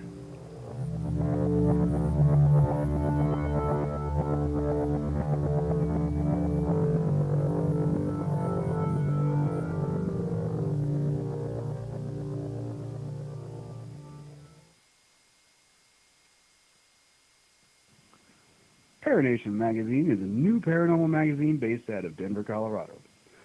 Our goal isn't just to give you the best paranormal content out there, but to promote paranormal unity. We're doing this by giving everyone an opportunity to tell their stories and to share their experiences. For more information, follow us on Facebook at Paranation Magazine and soon, paranationmag.com. I've Never Met a Dead Person I Didn't Like is the extraordinary travels of a young, alone, and broke psychic in the highly anticipated new book from internationally renowned psychic, medium, medical intuitive, and best-selling author Sherry Dillard. Critics have described I've Never Met a Dead Person I Didn't Like as an engrossing memoir, an empowering story of how a broken girl came to accept her psychic gift, a refreshing and fun read. I've Never Met a Dead Person I Didn't Like is available through Amazon, Kindle, Barnes & Noble, and wherever books are sold.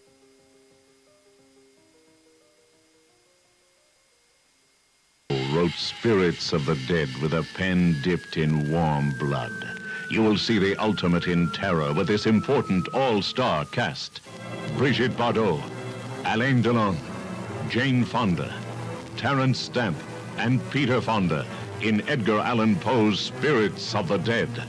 Only Poe's demented genius could bring to the screen such horror and evil. Spirits of the Dead stars Brigitte Bardot, Alain Delon, Jane Fonda, Terence Stamp, and Peter Fonda. Directed by three masters of the cinema, Federico Fellini, Louis Malle, and Roger Vadim. Spirits of the Dead is an adventure in terror beyond your wildest nightmares. Spirits of the Dead in color is rated R. Please, Spock, do me a favor. And don't say it's fascinating. No. But it is interesting.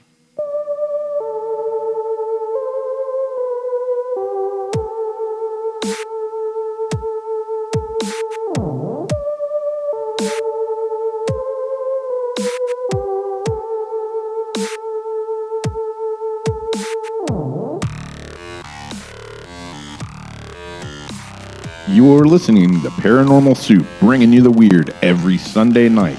Call into the show and join the discussion. The call-in lines are 219-230-4444 or 260-225-9419 or by Skype caller ID 00JBland00 or JBland Paranormal Soup. And now to your host, Jason Bland. Tonight's guest is Fotoula Adrimi. She is the author of Sacred Mysticism of Egypt, the ancient path of HEKA initiation. Talking about past lives, mysticism. She herself has memories of past lives in ancient Egypt. I swear, I've always been fascinated by a lot of different time periods. Ancient Egypt is one of them. And if I had a time machine, that's the place, one of the first places on my stops I'd want to go back, especially to the first dynasties of Egypt, see if the pyramids were there. You know, at least the one. So many mysteries of that time period, and so much of their culture affects us now, and our own mysticism and our own occult ideas, and religion. I mean, the connections between Christianity and the story of Horus and Osiris. You know, there's so many connections to this. And then we get into Atlantis and the forgotten civilizations that I believe are here. Our clues a lot are right there in ancient Egypt. All this, and you can join this conversation. I am going to up the phone lines. You can call in, join the conversation tonight, but let's go ahead and get back to our guest.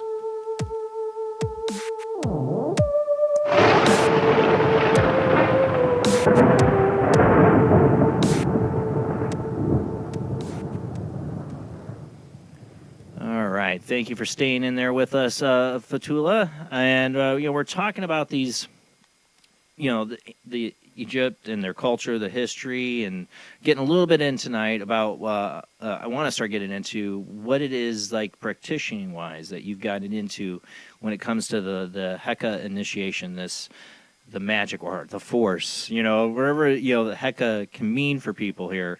How you incorporated this into your life? So in 2006, I had this amazing experience of Goddess Isis coming to me and asking me this question, saying, would you be my teacher? Would you be like her teacher, that means that she would come through and teach through me this work again. She said, would you like to do that? And of course, what do you say? I said yes, not knowing consciously at the time what that meant. And that meant huge amount of work. That meant that she came through over many years, starting from 2006, and giving me this body of work of how we can bring back these ancient teachings for our time now. And she wasn't interested in the history of Egypt. There was, of course, the link to Egypt because of that. That was when she said that these teachings were practiced in their entirety at that time. And then we started to lose them. But she said, there is that link, but she wasn't interested in the history. It was more the spiritual work. And she has given me folders and folders, so much material on this, what she calls the spiritual path of the living light. And in 2006, I was just like, okay, what do I do with that? It's just me. I'm just a simple person. I'm not some sort of, reincarnated guru or anything like that. I said, I'm just a person. And she said, that's why I have come to you. It's not about your past lives. It's not about that. It's about your heart.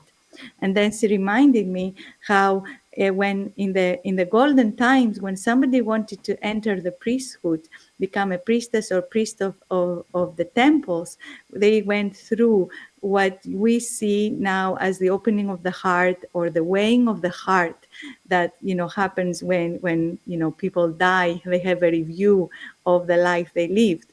But it was to say, is your heart light, or is it your heart burdened by all the regrets, the things you did, the things you carry, the things you need to heal, the things that you need to come and see and make peace with? So the priest would go through a ceremony where the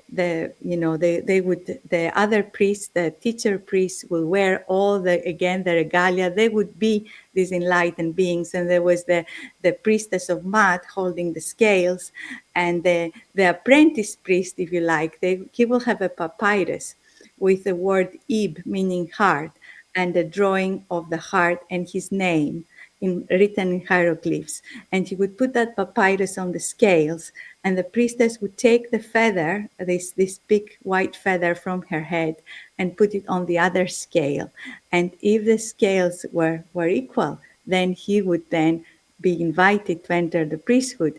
But if the scales were not equal, he would then be told, you have to do more work, you have to go on a pilgrimage, you have to do spiritual practice, you have to do whatever things that he should do or she should do to come back again. And they could come back as many times as they wanted.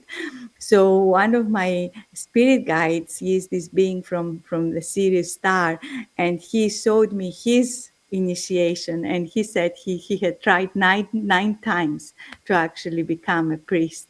And in one lifetime or in one multiple? lifetime, yes, in he one was lifetime? he was determined. Yes, he was determined to become a priest. And because that was his calling, it felt so right for him. But every time he was told, no, you're not ready, you're not ready. So that story is in the Sacred Mysticism of Egypt, because it's a very beautiful story. And every time I read the story, even the tears come into my eyes because of his pilgrimage towards priesthood and finding his own grail. And eventually he became the high priest. But he said that time when he was accepted, he had this experience where he was looking into the eyes of Mat, of the priestess who was embodying Mat, and all he saw was the cosmos, and how in the cosmos there is the divine order, and you had to come into the Yo, you're getting muffled again. I'm sorry. Something you do there muffles it. Yeah, sorry. You're good. You're good. Yeah. So basically he said that he would look into the priestess' eyes and he would see the cosmos, and how he understood that everything in the cosmos is based on divine order, and this divine order had to be established in his own life for him to take that step of manifesting what he wanted was to be a priest, had to be in divine order, and that was the key for manifestation, is bringing the divine order of the cosmos into our lives, so everything becomes aligned. It doesn't come from the ego, it comes from a higher place, and that is the HEKA, the power of creation through order. And Mat, it means divine justice, but it also means divine order, perfection in everything. And even in our lives, there might be chaos, but even in that chaos, there is divine order. So it's a very different way of seeing life from that point of view. It's a belief, like, I don't belong to any certain religion or mysticism belief, but I believe in a higher power. I call it the force sometimes, or God, or whatever. But my biggest idea about it is it's a force of will, of movement, that you can't see all of its the intricacies, the synchronicities that it can set up and do to put you in the path that you need to be on. That's a force of life and creation and love, that it's this positive force that is pushing us towards something, to learn, to grow. I don't know. The answer is 42. I don't know. Yeah, absolutely, absolutely. From what I remember of ancient Egypt, the most important thing at the time was the evolution of the soul. So that was what they were looking for, and they did that through all the practices and the way of life, living in Mat and in divine justice and order. But they also did that by practicing the mysteries of death, and because they believed that point when we die, if we die well, we have a huge opportunity to go back into the infinite spirit that we are. That was something that they practiced, because they thought, well, if that is a gateway, we don't actually have to die to do that. We can go through the gate of death through ceremony, through spiritual practice, and access that portal that the gate of death is, and bring that light into our body, so we can be the living light here in a body. So that was something else that they practiced a lot. Well, I think those practices continued in different forms and ways. This is the ancient Egyptian mystery schools, and I think those branched out into all the other secret societies, throughout the years, and mystic societies. I think that knowledge is, like, for you, you get ISIS comes to you to show you that they want to get this knowledge out there that's lost. There's a lot of knowledge lost from Egypt in that time period, and then you have the whole Atlantis factor. But you think it came to you because in some way you, in another life, you were a priestess? I think maybe my human self would say there is that huge connection of working with her, with Isis in other lifetimes, that I knew her. Right. My soul knows her, and there is a connection there, and I feel that she called me again to come back to this lifetime and do this work. But what she says is that she comes to us all, as long as we are open-hearted, as long as we come from that point of integrity, then we can all walk that path.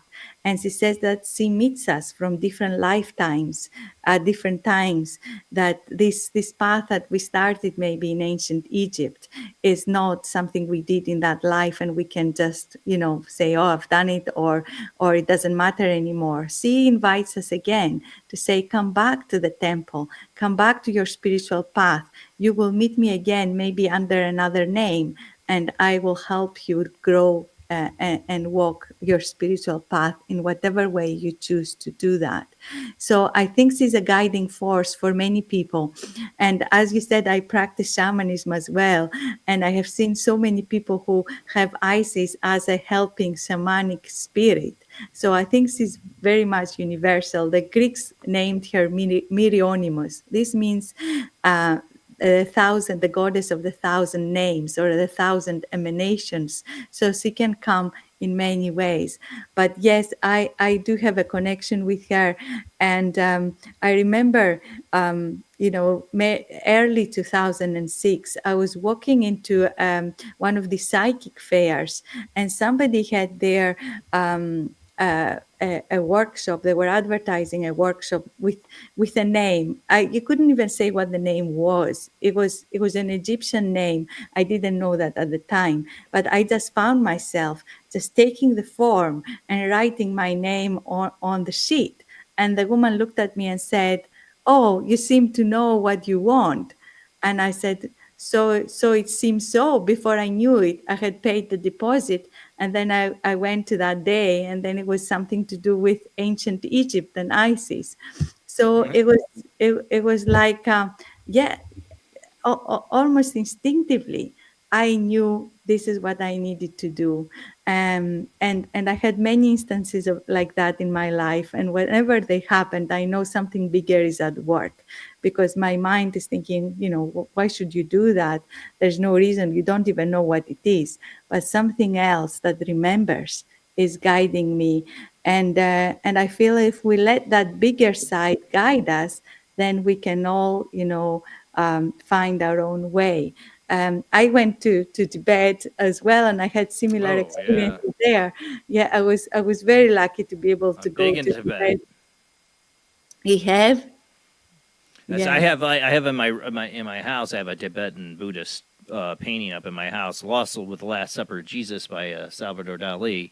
But me and my wife have always been drawn to like the Eastern, especially Tibet, for some reason. I don't know if that's a past life. I had my own past life memory dreams, like two very vivid ones. One of them, I was a Buddhist monk. Now I don't know if that was Tibet. I have a feeling it was somewhere like more like Vietnam or Cambodia or something like that. But I wouldn't be surprised if I had some life in Tibet because of the connections and what I've always drawn to anything I see from Tibet. Yeah, yes. Well, I'm sure I had a past life in Tibet. When I went there, we went up a mountain. Well, it's all mountains there, really. You're up there in the Himalayas, and there was like a stone, and it was hollowed out, and there was a little stone also there in the hollow.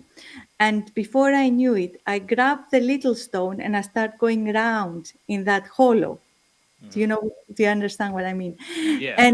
And while I'm doing that, I have no idea why on earth am I doing that? What's the point? And I'm a very logical person. I used to be a town planner, so I'm a really logical person, but I don't question it. And then the guide we had catches up with me and he said, "Oh, I see you're doing the practice that washes out the karma." And apparently this is something that they do. They have these hollows near up in the mountains where people come and they do the mantras and they go around with a stone to purify the karma. So I had no idea what I was doing. You're just doing it. But I was just doing it. So I feel this is a lifetime that we are living now, this during these times of transition, where we're bringing all this wealth of knowledge, maybe outside religion, outside, dogma, and taking the diamonds from all the spiritual practices that we have lived in other lifetimes, and the devotion and whatever we learned, and the practices, the magic that we bring into this lifetime, because this is the time of change and we have a huge opportunity to do spiritual work. We can do it without being haunted or basically stopped or killed, as in other lifetimes it was not always possible in the world to do this kind of work. But we have so much access to the sites, to information, to the possibility to come into our own wisdom. And that's the beauty also of the Western mind. A lot of people say, there's a lot of issues with the Western mind, that we are so distracted and everything else. But the other thing we have is that we can be in a place where we're not so dogmatic. We are coming outside of the dogma of the organized religions, and we are coming into the spirituality and the inner voice that is our guide, instead of just following somebody else, which was what really created the corruption in Egypt. In the beginning was everybody could become a priest. It was not a hereditary thing. As long as you wanted to go through the initiation and to practice and to come into your heart and do this work, the doors were open. But later on, the priests had as much power as the pharaoh, and they were as hungry for gold as everybody else there, and that was when Egypt unfortunately fell. Yeah, it was what I mean. the It's Roman- after the fourth dynasty. I think it was like a lot of like families. You started getting the Egyptian families, what they call them, the nomarchs or whatever. They would basically control the priesthoods. They'd be their own little mini pharaohs in a sense in their town. You know, their area of control and influence, and the pharaoh became kind of like a figurehead as well. So then you have, they kind of restricted. I think what was it with Khufu Imhotep, he was like a commoner, but became like the greatest of all in memory of probably helped figure out before he supposedly helped build the Djoser's step pyramid, I think. Yeah, yes, that's right. That's right. So Imhotep is, from what I remember, Imhotep, that means he who comes in peace. He's not like a single person. He is more like a title. It's like you could say the chief architect or the chief engineer or somebody like that. But it's like he has to be in such a state of peace to create peace, because the whole pyramid complex, what we used to call it, we used to call it the band of peace, the place of peace. Because when you go there, you're in this very high awareness. And even people who have not done spiritual work, if they sit there without all the noise and taking photos and everything, just sit there and close your eyes. And I say to them, what do you feel? They say, I feel so peaceful. I feel that my mind finally stops. I feel so peaceful. So they create that place called the Band of Peace that is made of the pyramids and the sites in Saqqara and all those other satellite pyramids. And Imhotep is the chief architect. But what the Greeks did was they said, no, he's a god. Only a god could build something like that. Well, you see that the main pyramid, you would think that, right?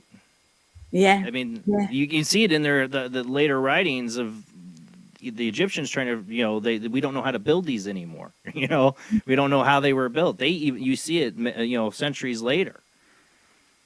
Yeah, that's that right. Knowledge was lost. Yeah, that was lost. That was lost. And in Greece, we have walls that are very similar to the Temple of the Sphinx and walls that you find in Peru. And there are these massive stone blocks built so incredibly well. And they are in very isolated places in some of the tiny Greek islands. And the Greeks said that the Cyclops must have built them, because they couldn't figure out how on earth could these walls, giants or they call them cyclops. The cyclops is a mythical giant with the third eye open. Yeah. So there you have a similar thing, that something else that is much bigger than the normal human being must have built something like that, because we can't figure it out. And we still can't figure out how it was built. Yeah. And we're still arguing about it. Yeah. I've had quite a few different guests on the topic of the pyramids over the years, and bring up the topic of the pyramids. And I have ones that they all have their different versions or ideas of why it was built. If it was there, I have one guest that can't stand the Orion correlation effect. Like some people, and others that are like, no, they totally built it, to the Orion's belt, and the stars totally matter. There's arguments over everything. when it comes to the past of Egypt. You know, even between the official universities and Egyptology, they're still arguing over things. They have no idea because there's large swaths of that history that are just gone, dust, erased. We don't know. Yeah. Yes. Yeah. And we maybe don't want to admit that there were people, there were human beings that were so much more advanced maybe than we are right now, that they could Right, build. a prior Yeah. civilization that had Yeah. technological abilities. But you see, like, so Atlantis, you know, we you know, whenever that, you know, 10,000 years ago, 11,000 years ago, 13,000 years ago, whenever Atlantis was, when it fell, I think you see, like Mesopotamia, you see the early Sumerian civilization coming about, and what do they say? The people from the stars helped them. What after what? A great flood. Egypt. Again, they talk about the old kingdom. Before the old kingdom, Nimrod, I think, was like the first to bring the Egyptian people together or back as the southern or the lower and upper kingdoms after the flood. Yeah. You know, they all talk about some kind of flood or great disaster, and you have this around the whole Greek, Mesopotamia, and in Egypt. You have it all around that area. These are the survivors of some cataclysmic event from a civilization, and they got separated, lost, you know, and then their civilizations grow in different areas that are around each other, and they start to come back together, and their mythologies are so similar because they all brought it from the same place. They all brought it from this, whatever this ancient culture was. And our clues to this Atlantis is in the cultures of Mesopotamia and in the cultures of Egypt and Greece and many others that had to be remnants from this whatever this disaster was. Yeah, absolutely. And that's what I describe in Sacred Mysticism of Egypt, is that the beginnings of Egypt as we know it now is from Atlantis. And what I remember is that the pyramids were built during the time of Atlantis, and some Atlanteans lived there near the pyramids. And there was a temple city called Iunu, which is where Cairo is now, Heliopolis, the city of the sun. Oh, yeah. Right. Yeah, or the city, the city of the central sun, as it is called, the power of creation. So Heliopolis is the Greek name, Iunu is the ancient Egyptian name. But during that unification is basically the Atlanteans have lost Atlantis. They are coming back to that point that they created the pyramids and that temple, and they realized that in order to survive and in order to continue their culture and their sacred work, is that they need to work with the other people, the people from as you say, Upper Egypt, which is the southern Egypt, the indigenous people of the land, and to create a new nation. So I feel that is when they all come together and they Probably create a system. It comes out of nowhere. Well, you look, I mean, if they came on, whatever the survivors from Atlantis came onto the boats into the Mediterranean, they're going to branch off into Mesopotamia, Iran, and all around that area, which would be northern Egypt, which would be the lower Egypt. I know it's confusing, but you know, into that delta area, you know, that, and that's where you get the, you know, the royal, you know, the royal family, right? The anointed royal families are all from that lower Egypt. Yes, yes, absolutely. That is where then, you know, you have that upper and lower Egypt coming together and forming this nation. And what is fascinating that is it kind of all happens, and then you have structure, you have government, you have and before that is saying, okay, what do I have before that? How something like that happens all of a sudden?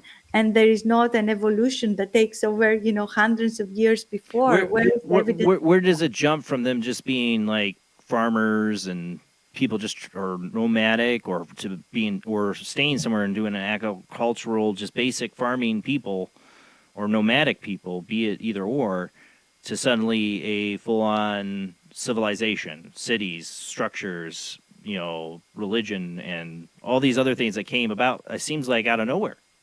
Yeah, yeah. Absolutely, absolutely. And there are so many questions, but when we take into account the previous era, that maybe history is not accepting right now, but it is in many sacred traditions in Egypt, even in Sanskrit, they talk about the Satya time and all these different eras. So when we take that into account, then we start to understand, yeah, there is continuation and it has come from somewhere.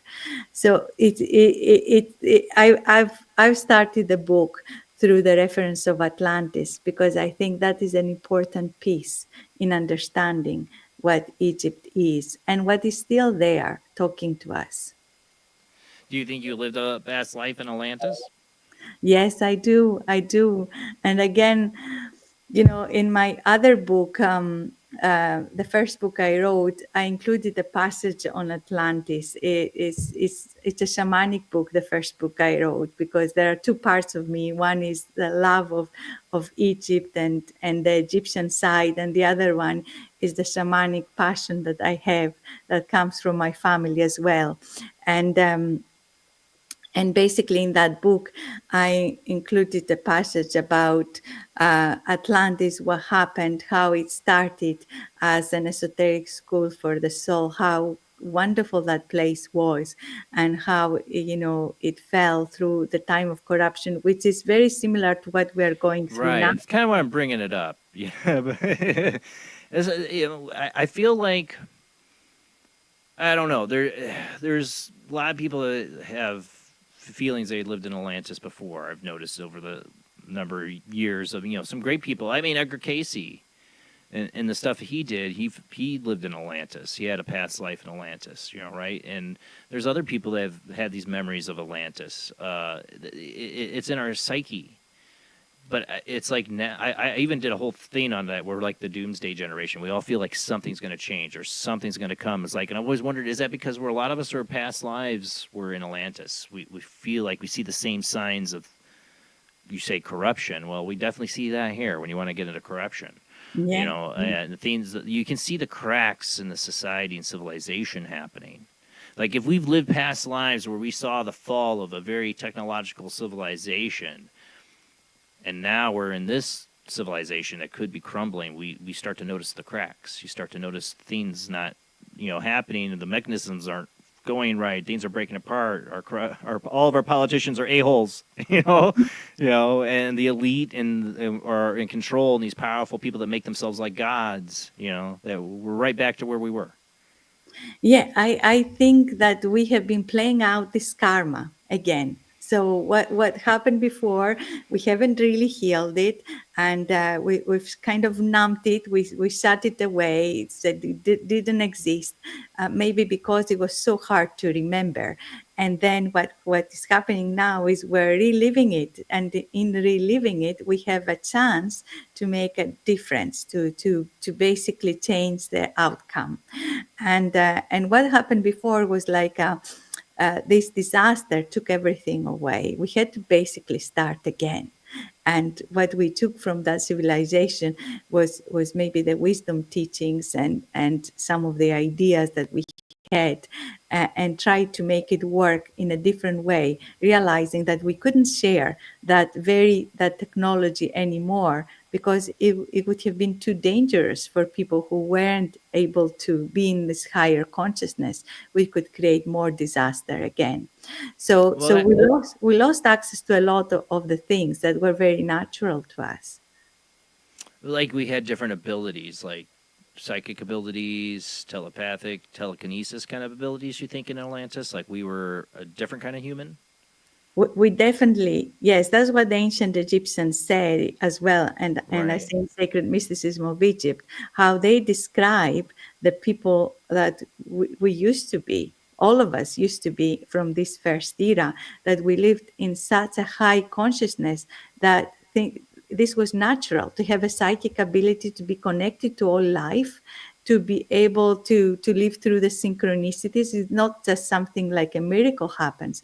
It's like life was like that. We had the ability to self-heal our body naturally, because our body is part of the cycle of the earth. And when we left our body, we went through this gateway of ascension.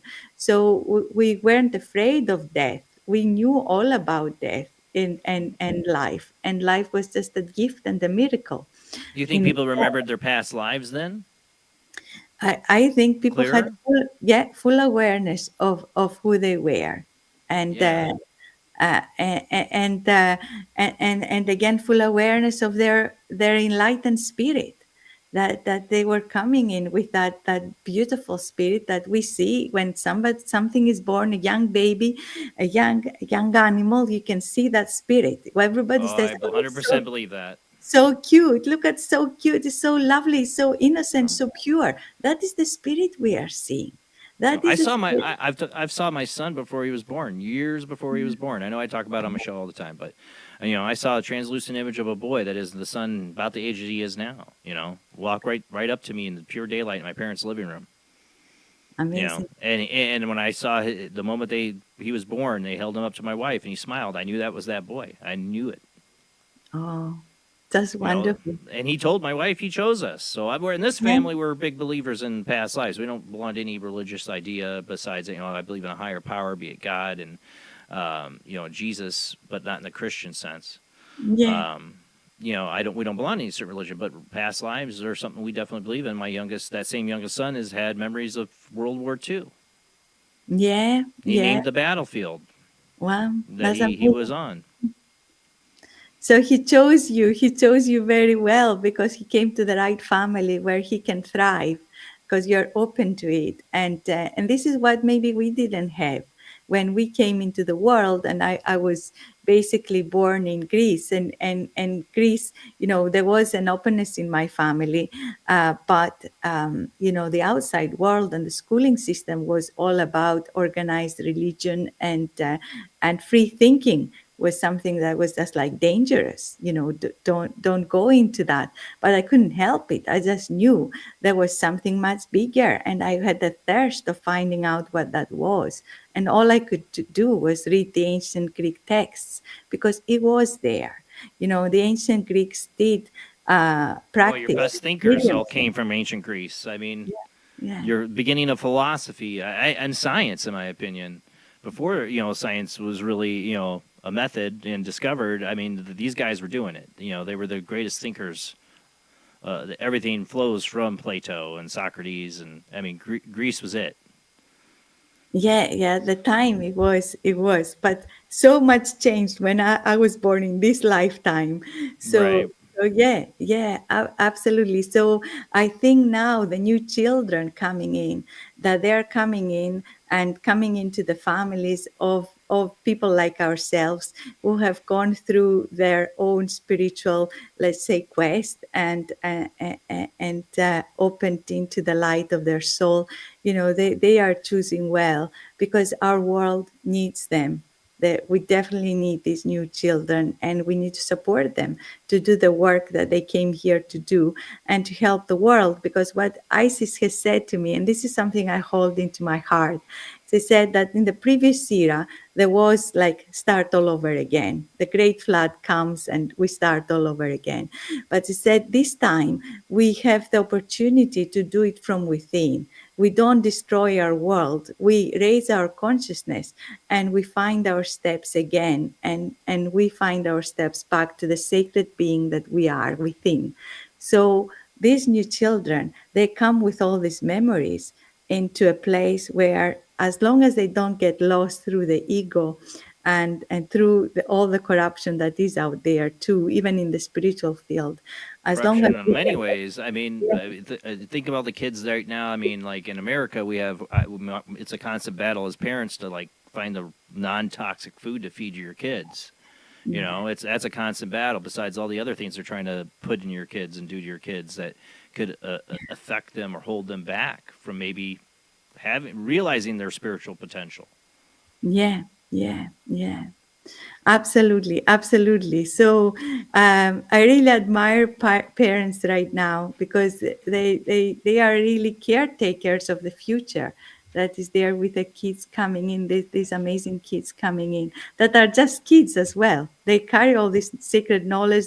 They say wonderful things, and they speak about. Sometimes they speak like these words of wisdom, and you think, where did that come from? You're only 5 or 6, and you're saying something really profound, as if you knew it. You know it. They do know it, but they're still also children in a world that is very very much in the duality of light and dark right now. Oh yeah, I mean the world's gotten pretty crazy over the last several years, and there's a lot of darkness. There's a lot of light, But I think that the children being born, people they call them star seeds or whatever. That there are. I always wonder how the world would change if more of these kids are born that come across that are having these memories. We're having a society of parents like myself that are more open to it. And we're really open to it here, but like at least more open to it, and don't dispel these notions from these kids that are coming back, reborn, and they start having memories. I mean, imagine how the world would change if we opened ourselves to this idea that this isn't the only time we lived, and we're going to live again. I've always said how the world would change if everybody had just one dream like I did, of a past life, and saw themselves and felt themselves as another person. To experience that, how much that would, make them open their eyes that you're so much more than this ego or what you believe is yourself. Yeah, I think it will really revolutionize our thinking, and will help us make such different decisions in the world. I think it will bring us together again, instead of fighting ourselves and fighting everybody else. I think it would be a wonderful thing if we had a spiritual connection, and we see that to people who do get in touch with their spirits. So the book is really an invitation to come back into that connection. And although I speak about the past lives and all of that, it's the teachings really that everybody can apply for themselves and find themselves into those past lives, but also into the teachings, even if they don't remember their past life. That spiritual connection is inherent in all of us. So it really happens to people who have an out-of-body experience, and the out-of-body experience or a near-death experience, as I should say, is right. what ancient Egyptian people practiced. They almost like went into the sarcophagus alive. They were being mummified alive, placed in the sarcophagus, all covered up as a mummy, to imagine themselves that I'm going through a portal of death. I'm going through a near-death experience by myself, so that I can then have this bigger perspective, because the world here has consumed me. So they would do the higher adepts, the people who had been, the high initiates of the temple. Yeah. They would go to that kind of ceremony to really think themselves as death. Let me have a near-death experience while I'm alive, so that I can get in touch again with the infinite that I am, and bring into life, and then I'm a different person. And I had a similar experience. I did it through a vision quest in America. Yeah. Vision quest is a ceremony where you sit in nature, supported by shamans, and for 4 days you don't eat anything. You're just sitting there in the desert, and waiting for spirit to come. And this was a death and dying vision quest. That means that every day you go through a different stage of death, and then the last day you kind of feel again, I'm coming back into my body. And I felt during that time that I had a life review, and all the issues, the karma that I had accumulated in my life, I somehow was able to leave it behind. It almost like died. I had died and come back. And these ceremonies that, I remember from Egypt, I met through the shamanic path, and they are, as we said, universal. They are in so many different cultures, and I was able to go through that. in this lifetime. Yeah. Yeah, I mean, in a sense, I mean, you're just kind of you talk about rediscovering like HEKA and going back to Egypt, but in a sense, you're rediscovering the traditions of Atlantis. You know that all these different forms of magic, be it within like again those early civilizations of Samaria and Mesopotamia and Egypt and all that were all offshoots or remnants of whatever Atlantis was, and including their religion or spiritual philosophy. So these are remnants of that. It seems like you and others have reached through time to bring these things back from this lost civilization, these ideas or spiritual ideas. Yeah, this is what has happened. I can see it now. At the time you go through a journey, you don't realize this is what you're doing. You're receiving all this. I received, all this information, all these teachings from ISIS that I started teaching. And in 2006, as I said, I was kind of a bit reluctant to do that. And people had dreams. They saw me in dreams. ISIS was coming to these people saying, go and find this woman and learn from her. And I had no choice almost to do that. It felt as if it was out of my hands. Once I said, yes, I will be your teacher, because who would say no? I just said yes. I had no idea of this, of what this was that I was receiving. And it's still going on. There is so much wealth of spiritual knowledge that is coming through, and it has transformed my life. I'm a completely different person, and I see that with people who basically study with me over the years, that there is, as we shed all the ego and fears and start to remember, we are going through our near-death experience from this world. We don't have to be mummified. We do it through the light. Watch out, you're muffling your mic again. I want to make sure you're clear. Okay. Yeah. But so I mean, for people who are wanting to get this book, I mean, does this help give them a kind of a guide start to like a mystical path into these ideas? I don't want to say religion, but not a religion at all, but a spiritual practice, like in a sense. Absolutely. So in the first part of the book, there are some foundation teachings about, the soul, the multidimensional self, how the ancient Egyptians were able to say, is the person you're here in this body, this is your personality. This is not who you are. There is also your double, which is your dream body, if you like, which is the observer, which is the part of you that remembers. You bring that in the forefront, and not the personality that is conditioned from this world. So this double and the earthly self start to work together. And that is an amazing thing that happens when the personality that is here starts to say, okay, I can open to the light. I stop resisting. I stop finding excuses, because I can see there is a bigger part of me. This double is very important.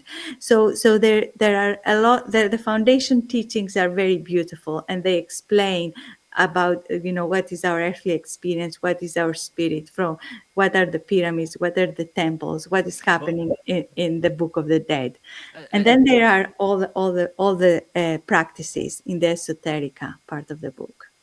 Didn't the Egyptians too? I mean, they had their idea of the soul wasn't just like one thing. There was like different parts of the soul, like the Ba and the Ka, right? There was different. They had this like almost a trinity of the soul.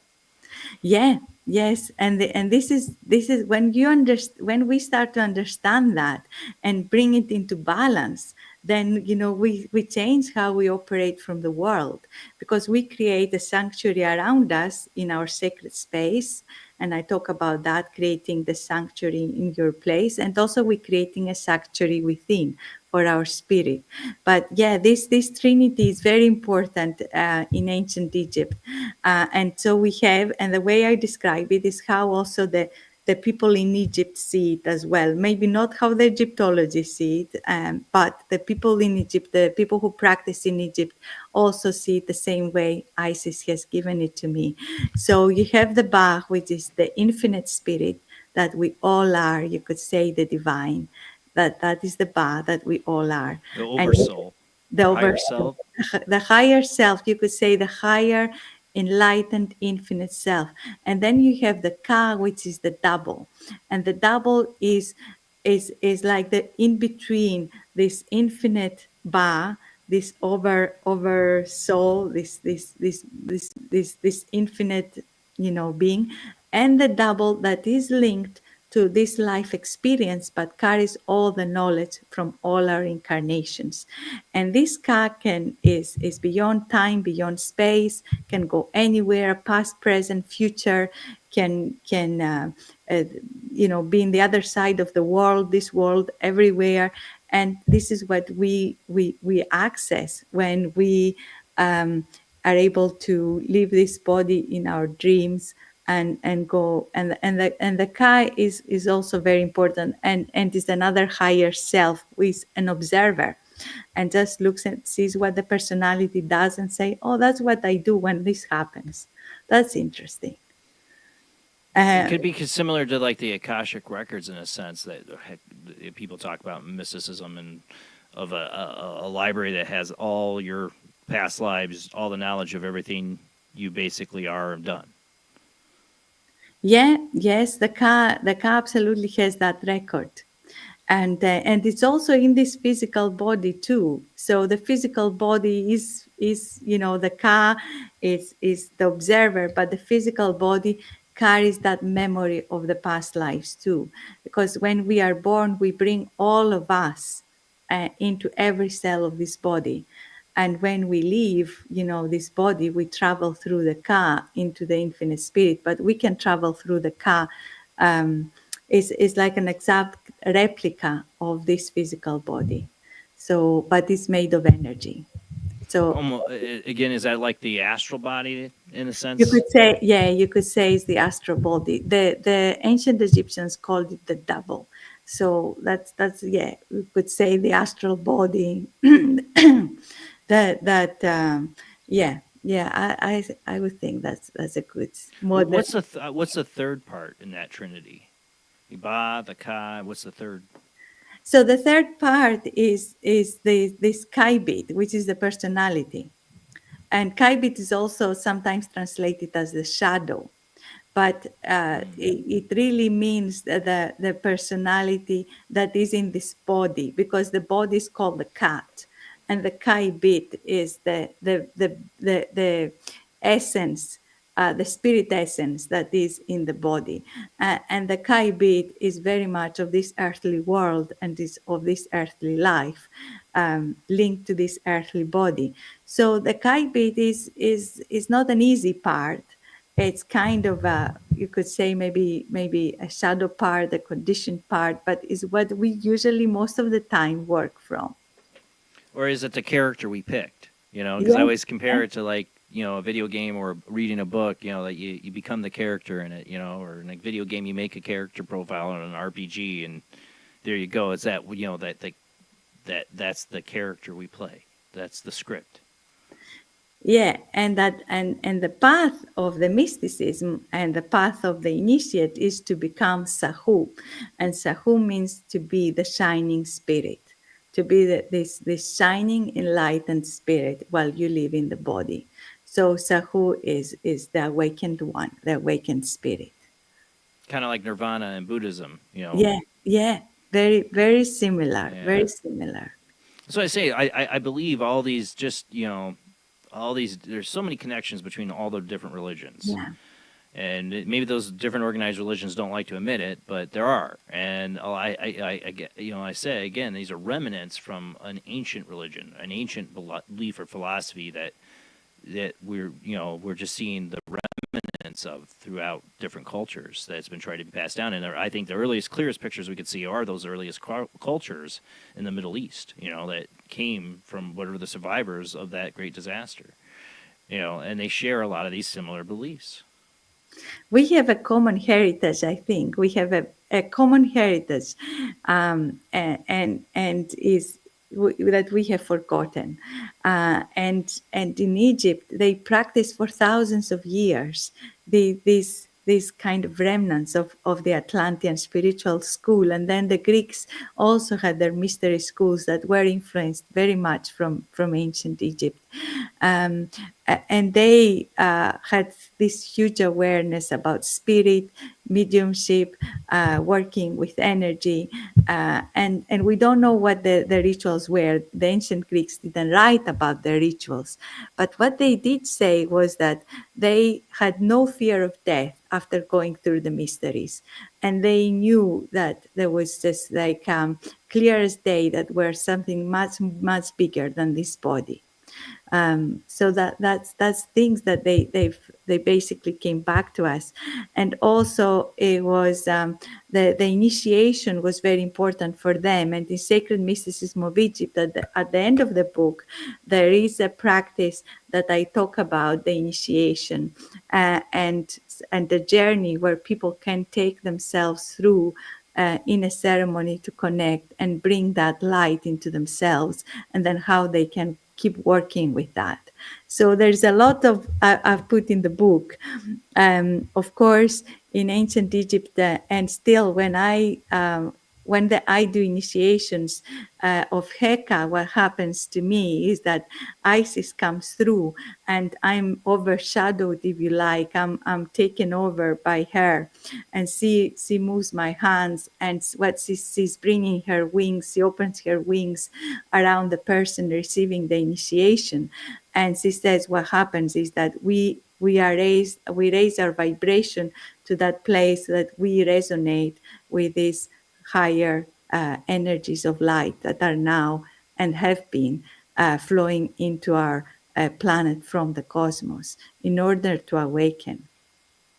Well, we need a lot of awakening, it seems like, lately, but it does seem like there is people like you and others that are awakening to these higher ideas and these ancient beliefs, and that there is some kind of a spiritual awakening or questioning happening over the last several decades. In the West especially, we've gotten more out of dogmas and more opening to this. And some people are, yeah, it's the New Age stuff and all that, whatever. I'm all for people asking the questions or having an interest in spirituality and getting out of the material and and just asking these big questions like the great Greek philosophers once did. Who am I? What makes me? Just have deep thoughts like Jack Handy from Saturday Night Live. I don't know. Big questions tonight, guys. We only got a half hour left, but you have a question. I forgot to open up the phone lines a little bit ago, but I did open them up. But now they're going to close again. So if you do have a question, we're going to go to commercial break, and then you can call in, talk to our guest tonight, Fotoula, and we're going to continue a little bit more. We got a half hour left with our guest to talk about Sacred Mysticism of Egypt after the short commercial break.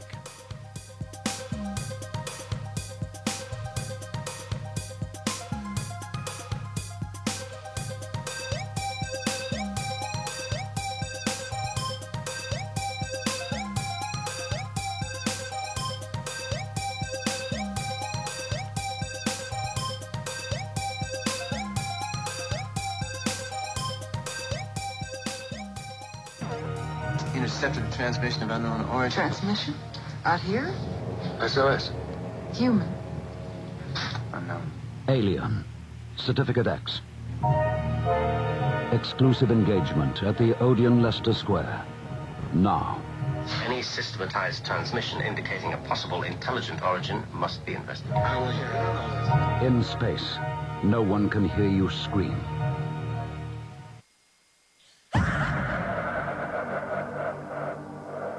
If you are interested in discovering the truth about the paranormal and want to hear from leading researchers in the field, join Justin Brown on his 3 weekly shows named My Paranormal Soapbox, Necromancer Live Show, and the Supernatural Symposium, live on Facebook, YouTube, and InterfaceDeath.net.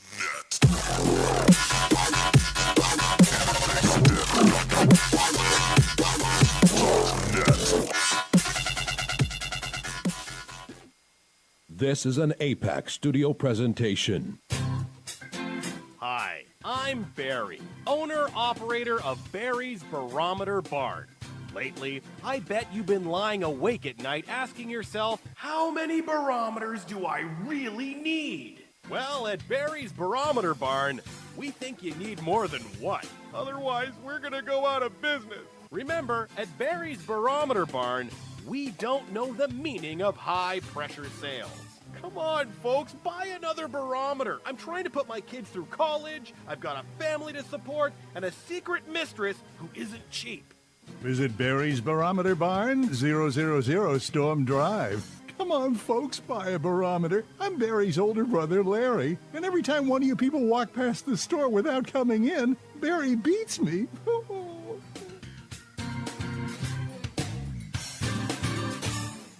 This has been a presentation from Tim Morgan's APAC Studio. For more almost professional amateur comic studio content, visit the APAC YouTube channel. Search APAC 2002. That's APAC 2002 on YouTube.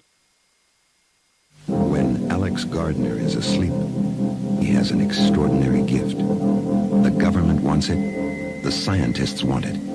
But to keep it may cost him his life. It might be better if Alex didn't sleep at all. But he cannot resist entering the dreamscape. Can you? See Dreamscape in the West End and all over London now. Certificate 15. It takes an extraordinary adventurer to enter the dreamscape. Are you intrigued by Paranormal Talk Radio? You'll love the new Paranormal Radio app from Talkstream Live. You'll find a great selection of talk shows covering UFOs, ghosts, strange phenomena, and much more. Download the Paranormal Radio app now and start listening to the very best in paranormal talk entertainment, including the network you're listening to right now, the Paranormal Radio app, free in Google Play and the iOS App Store.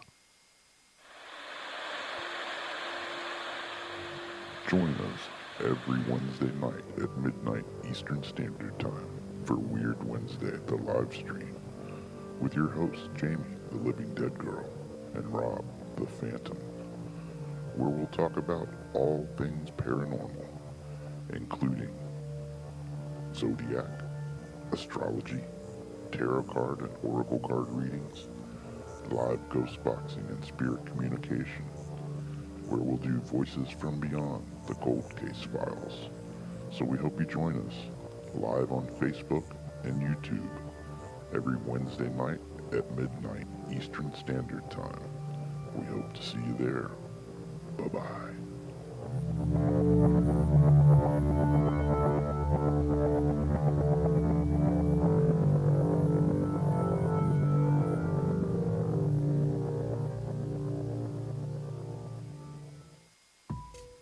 Since 1948, Fate magazine has brought you reports of the strange and unknown, all of them true. Fate Radio is carrying on that tradition, bringing you the unusual, macabre, strange, and bizarre. Join host Kat Hobson Sunday nights from 8 to 10 p.m. Eastern on WBHM Digital Broadcasting.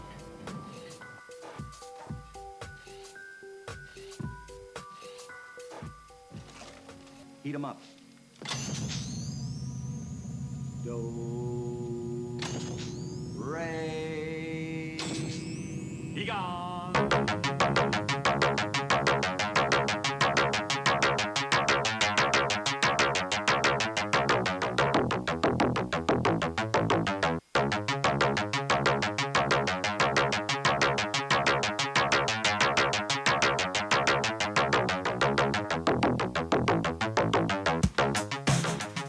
You're listening to the Paranormal Soup, bringing you the weird every Sunday night. Call into the show and join the discussion.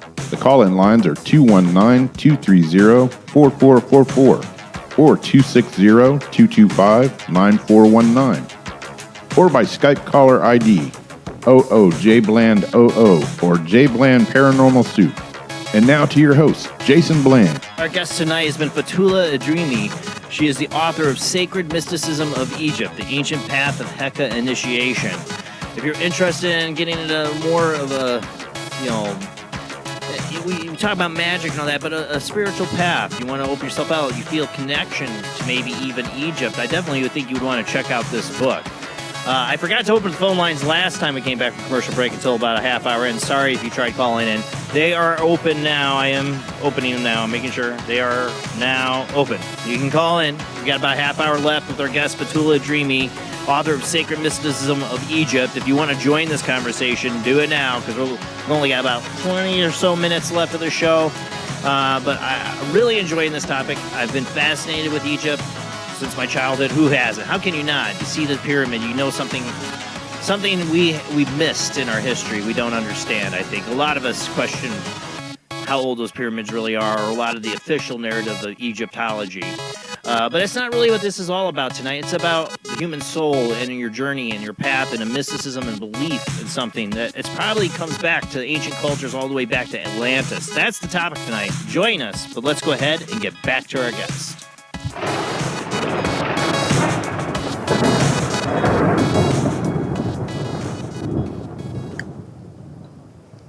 Thank you for sticking around with us, Fotoula. Again, people also tonight, I sometimes I get calls, sometimes I don't. You guys can call in, don't be scared. But what's your main message you want people to get from your book, or what they should get out of your book?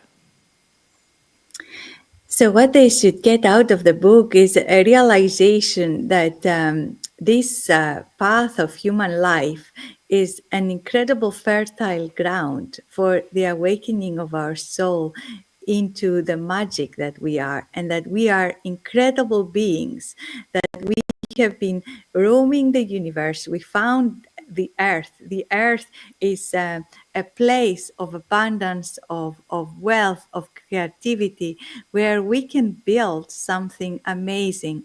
It's such an incredible place, and that when we bring our spirit, instead of focusing on just our mind and what the world is telling us, when we bring our spirit, we can change ourselves, we can change our life as a result, and we can change our world. And the ancient Egyptians, they had this esoteric knowledge and practices and beliefs and very rich spirituality that the book contains. And the book can be a very beautiful introduction into something that is much bigger, or it can be a support to where people are right now. But the energy is very strong. I feel this book is a transmission of light, and that's the way Isis brought it together.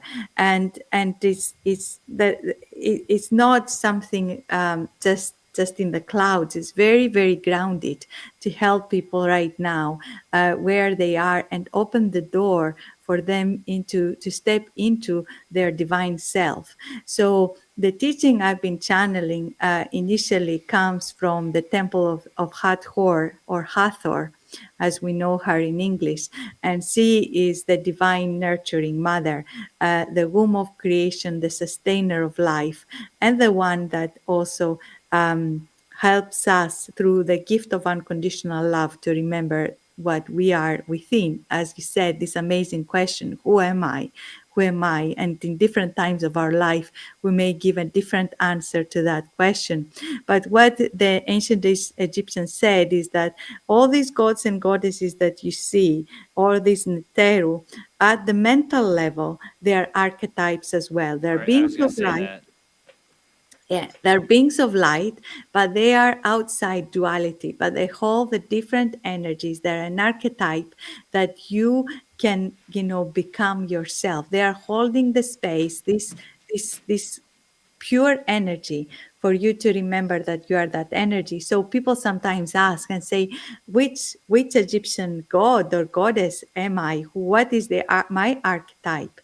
And nobody really can answer this question, or should answer this question for you. We all have to examine our life and say, well, this is who I am, beyond the mind, beyond what I do every day for my job, beyond, what, other people have told me I am. This is what really makes me tick in my life. This is who I am. And this, they said, look at all these gods and goddesses, and there is one that is your monad, is where you come from, is the energy that your soul resonates with, your spirit resonates, and you're here to, in some way, manifest this in your life. So we may have been wandering aimlessly from situations to situations, doing different things, things that maybe do not make us happy. And at some point, if we are lucky, we find in our life the exact thing that we are, that resonates with that archetype, that is the energy of our monad. And then we feel so fulfilled. And I think a lot of people don't feel fulfilled, or they feel they don't belong on the earth. They feel, what am I doing here? This world doesn't make sense. And I think this is because they're not living the life that is really inherent within them. They are not able to manifest the archetype and be happy about who they are inside, because they have, believed in the dogma and the outside world that said, no, this is who you are. And that has limited people so much. So part of the work is to find actually, that connection with the monad, that connection with that nether and the energy of that, and bring it into your life. It doesn't have to be your job. It can manifest in many ways, many different ways, but it will really help you feel happy in your life, because you are who you are and not something else. And then life becomes a joy and a miracle, and you want to stay alive. You don't want to run away. Well, we do a lot of things in society that make people, like, I guess, hate who they are. We do things in society that make people judge themselves, or you're your own worst critic. My experience when I was attacked by what I call a shadow person, or people would call a demon or whatever, and I humbled myself basically and said, I'm sorry to God.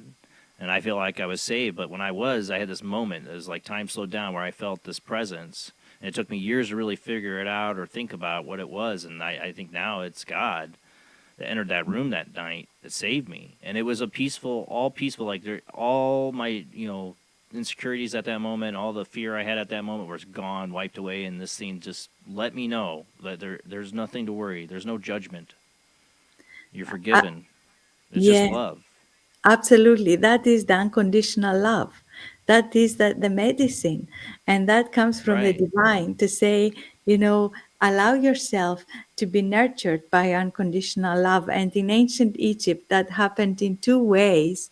One, you became that by seeing yourself as the radiant sun of the East.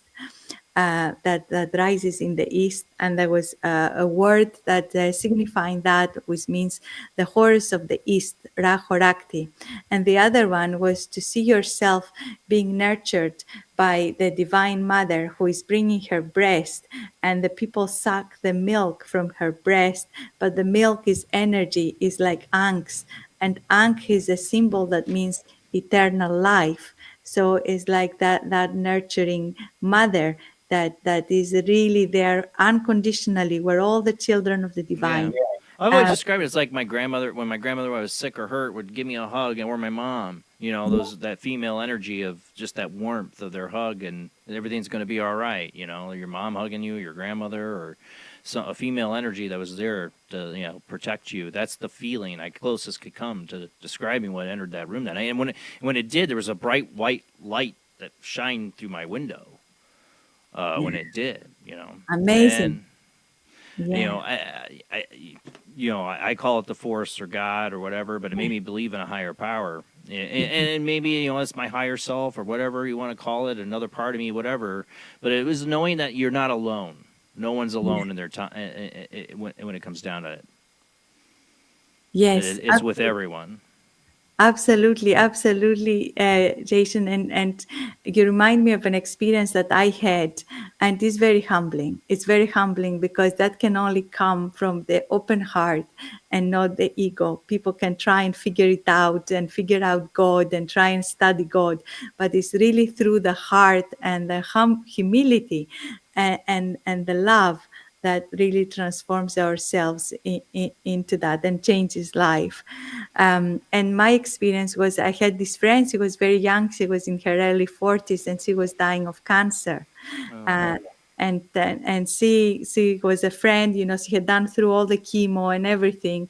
And then she came to me and said, will you work with me? Will you do some healing work with me? I've tried the chemo. They said I have only 3 months to live. And I really want, to help me if you can. And I said to my helping spirits, I will only help her if you tell me that I can make a difference. I don't want to create false hope. Right. And thinking, I said, please tell me I can make a difference, and then I will do the healing work. And they said, yes, you will be able to make a difference. And so I worked with her for 9 months. And as we started to work, she was symptomatic and all the symptoms disappeared. Everything disappeared, the pain disappeared, and I was doing the work. And we went through so much healing of her life and everything that happened. And then after these 9 months finished, all the symptoms came back again. And I was just so devastated. I remember going to the hospice, because she died very quickly after that. And it was like the day before she died. And I was like in tears flowing from my eyes, and she was weeping my tears. And I remember coming home and being so angry with God. And I said to God, how can you pretend you are this compassionate being? You told me I could make a difference, and my friend is dying there. And how can you call yourself this compassionate God?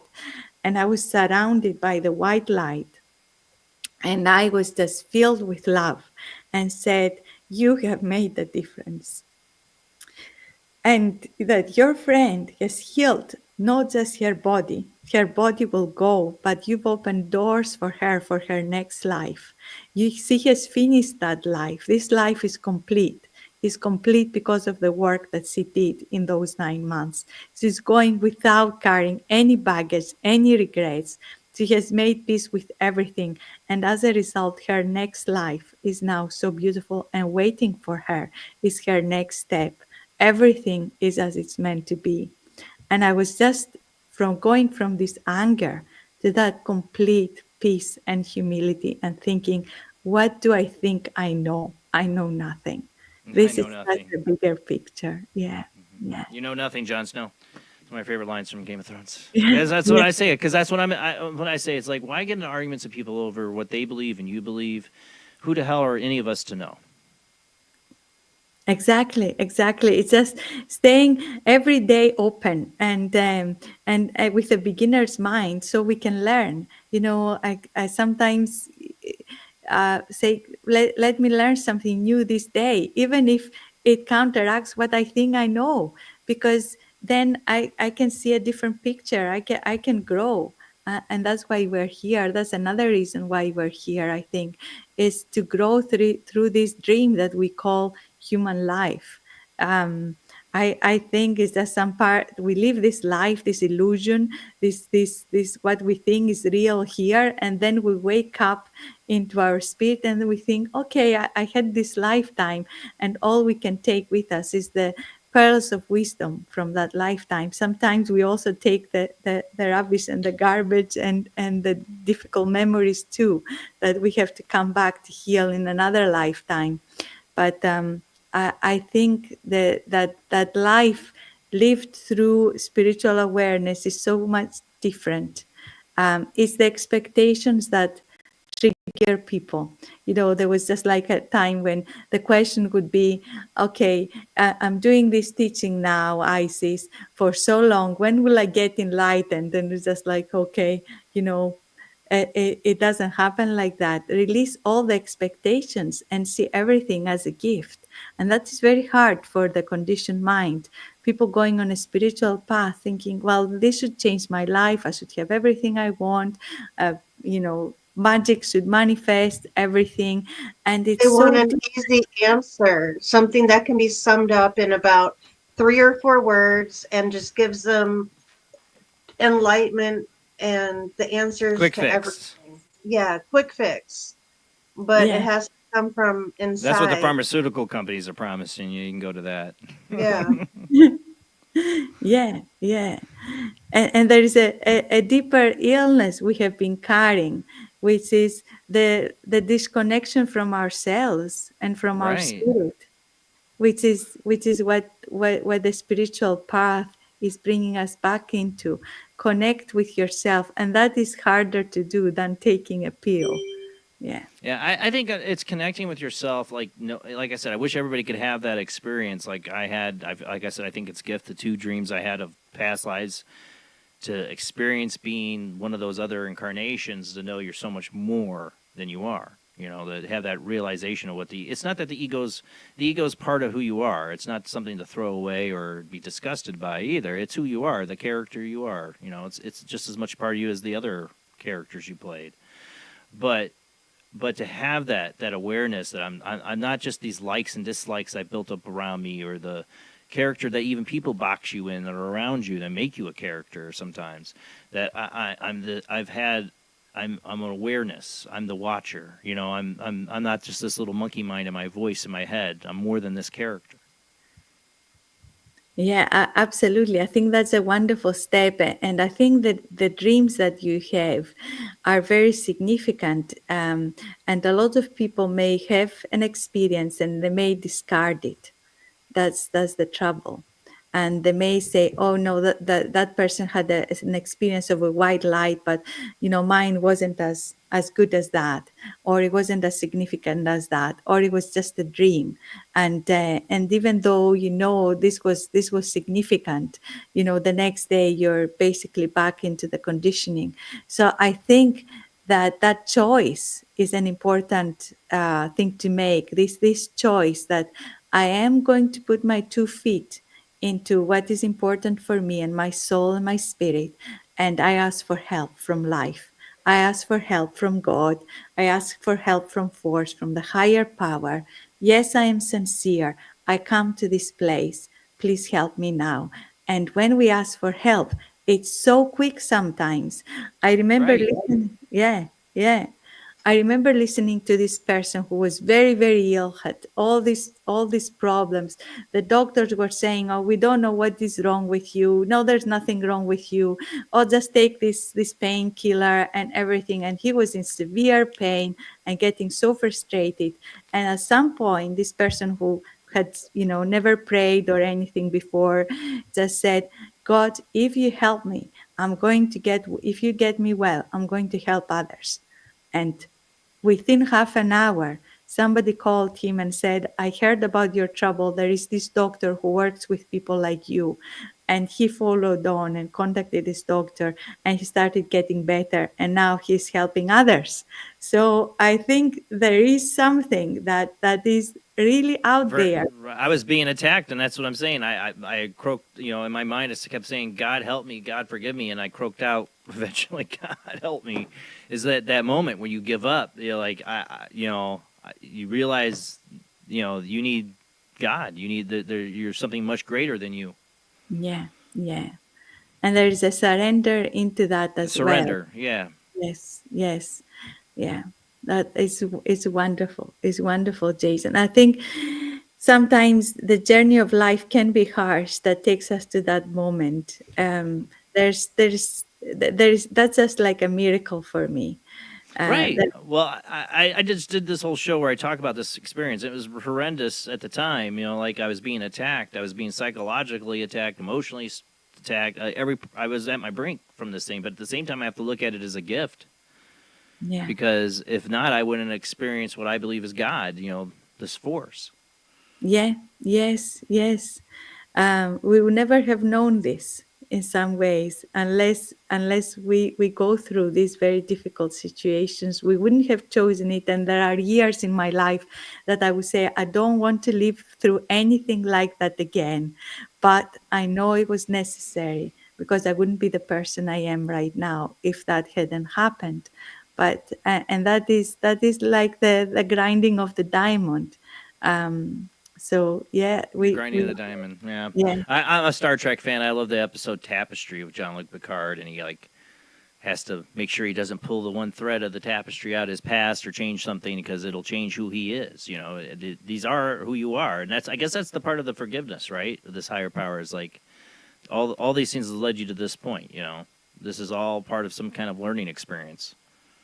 Yeah, and if we could know that there is actually no hell out there, but the one we create for ourselves with all the judgment, and the one that we live through this world. Sometimes people think about, this hell. I'm afraid to die just in case I go to the bad place. But actually, you can find that on earth. You don't have to die to see that there is hell here, and that what we create ourselves with all the judgment. And all there is, if we allow ourselves to surrender, is that amazing forgiveness. There is no even judgment. It's just like welcome home. It's a welcoming home. You finally made it. You're finally home, and you're surrounded by this incredible love. And there's nothing like this. There's just nothing. And people say sometimes, you felt that for one moment. Will you feel it again? Has it gone? And when I asked this question, they said, no, actually, if you stay open, your life will become that. You will feel that life supporting you, that love supporting you in so many aspects of your life. Just stay in your heart. I think the closest I come to that feeling that I had then, is with my family, my friends and my loved ones. That connection you have with these people around you, that your time here, even if you might live again or meet these people again, but this experience, this time, who you are, this character, it's now. This is your time with these people that you chose to be here with. Enjoy it. Yeah, exactly. And, I've done through amazing work with my family, and, with my Greek family, and the love that is now between us it's unbelievable. It wasn't there. It was there, but it wasn't evident when I grew up. There was a lot of baggage and a lot of judgment and a lot of things, but because of how I have changed and what I now hold for the world and for them, they have responded to that, and there is such harmony and love around us. It was always there, but the ego was masking it, and the healing that has taken place is unbelievable. I would never have believed it that was possible, and it happened. It took place, and it's a different family. And one of the things I've discovered is that I have lived with I had the past life with my parents, and the healing was incredible. When that past life, I was in an ancient city. I don't think it was Egypt, and I was by an altar praying, and this army of soldiers came into the city, and they put everybody to the sword. So I was next to this altar and thinking I would get basically saved, but they came and they killed me, and I was so angry. And this anger made me not wanting to go through the veil. I wanted to retaliate as a spirit, and we can do that as a spirit. Unfortunately, people don't realize. Yeah, right. There's definitely the ghosts, the souls that get lost. Yeah. And eventually we find ourselves in front of the Lords of Karma, and the Lords of Karma say, well, you have this issue between you, so the best way to deal with it is for you to incarnate in that family. And for these soldiers became my parents. And during the healing, when they saw what happened, they were going, my goodness, we killed our little girl. And I was going, oh my God, I hurt my parents. And it was just so much healing, so much forgiveness, so much love. Everything just healed from that lifetime experience. And we all have different experiences. We live through different times. But in this lifetime, we can really heal what took place in the past, because we have the spiritual path that we may not have had in other incarnations. We can really bring healing into that. And just to finish, I had one experience where I met this priest. He was a minister. I think it was some sort of evangelical church, but he became very sick with an illness there was no cure. And he was an absolutely lovely man. And he went into the vision quests. That's how I met him, and working through nature, knowing that his time was limited. And he came to me and said, I can see the Egyptian priestess in you. It's just there. And this is the lifetime where we can actually heal all that taken place in the past. And that came from somebody who was very much a person of the organized religion. But through the illness, he had this awakening. And eventually, and he saw that too. And eventually he died. So that was like an invitation for all of us to do what we can while we're here. And embrace all of us. Yeah. I agree. I mean, some people look at it like, oh, you believe in you'll live again, so what does this life matter? Any life matters. Like, everything matters. Everything matters right now, and it doesn't matter either. It matters and it doesn't. You need to live your life. In a sense, you said like the great Greek philosophers had no fear of death. I can't say I'm that person yet. I am not. I believe in that I've lived with my family. These people, we've all had some kind of connection together. Me and my wife, my kids, and that we'll be together and we'll live again. I definitely feel that. But at the same time, when I had kids, I faced that whole fear of death. I have anxiety attacks, panic, because I don't want something to happen to them. I don't want something to happen to me. I want to live this experience because I see tragedy all the time in the world. I see, you never know when your number comes up. That's right. Tomorrow could be it. Tomorrow's never promised. So in a sense, we live this kind of illusion. I think to enjoy our this connection even more. In a sense, like we play this kind of forgetful game, in a sense, to really understand love or enjoy our connection together more. Of course. Yeah. Yes. I think so too. Yeah. There are two sides to it. Yeah. Mm-hmm. Isn't there always? But that's what I'm saying. It's like, but at the same time, we don't want to live in fear of death. We want to live our life and enjoy it. You can't enjoy it if you're constantly fear you're going to lose it. So it's a balance, I guess, I'm still working it out. I'm still learning. I'm got a long way to go. I probably have a number of more lives to live, probably, to figure it out. But it's been a real honor to have you on the show tonight. Do you have a website you want to get to the audience? Absolutely. So the website is the ICE School of Holistic Health, and I teach a variety of things. We teach the Sacred Mysticism of Egypt through different types of courses. There is a live webinar starting end of September into an introduction to the mysteries of ancient Egypt. There's the book, of course, and there's also a whole path on shamanism. We didn't speak about that because that's not the show for it, but just now it's about the Egypt. But shamanism is a huge passion of mine, and I carry a lineage from ancient Greece. But as you said, I've trained with Sandra Ingerman and other people too, and indigenous shamans, because that was another big calling. So there's all that in the ICE School of Holistic Health, and that people can have a look and see what is there. Well, Fotoula, again, thank you so much for being on. Love to get you back on again. We can talk about shamanism in the future. So definitely love to have you back on. Is that website .com? Is it a .com? Okay. Yeah. Thank you. Yeah, the ICE School of Holistic Health.com. Thank you. All right, guys. Well, that is it for the show. Thank you so much, Fotoula. You've been awesome. I can't wait to read more of the book. You guys got to check it out here again.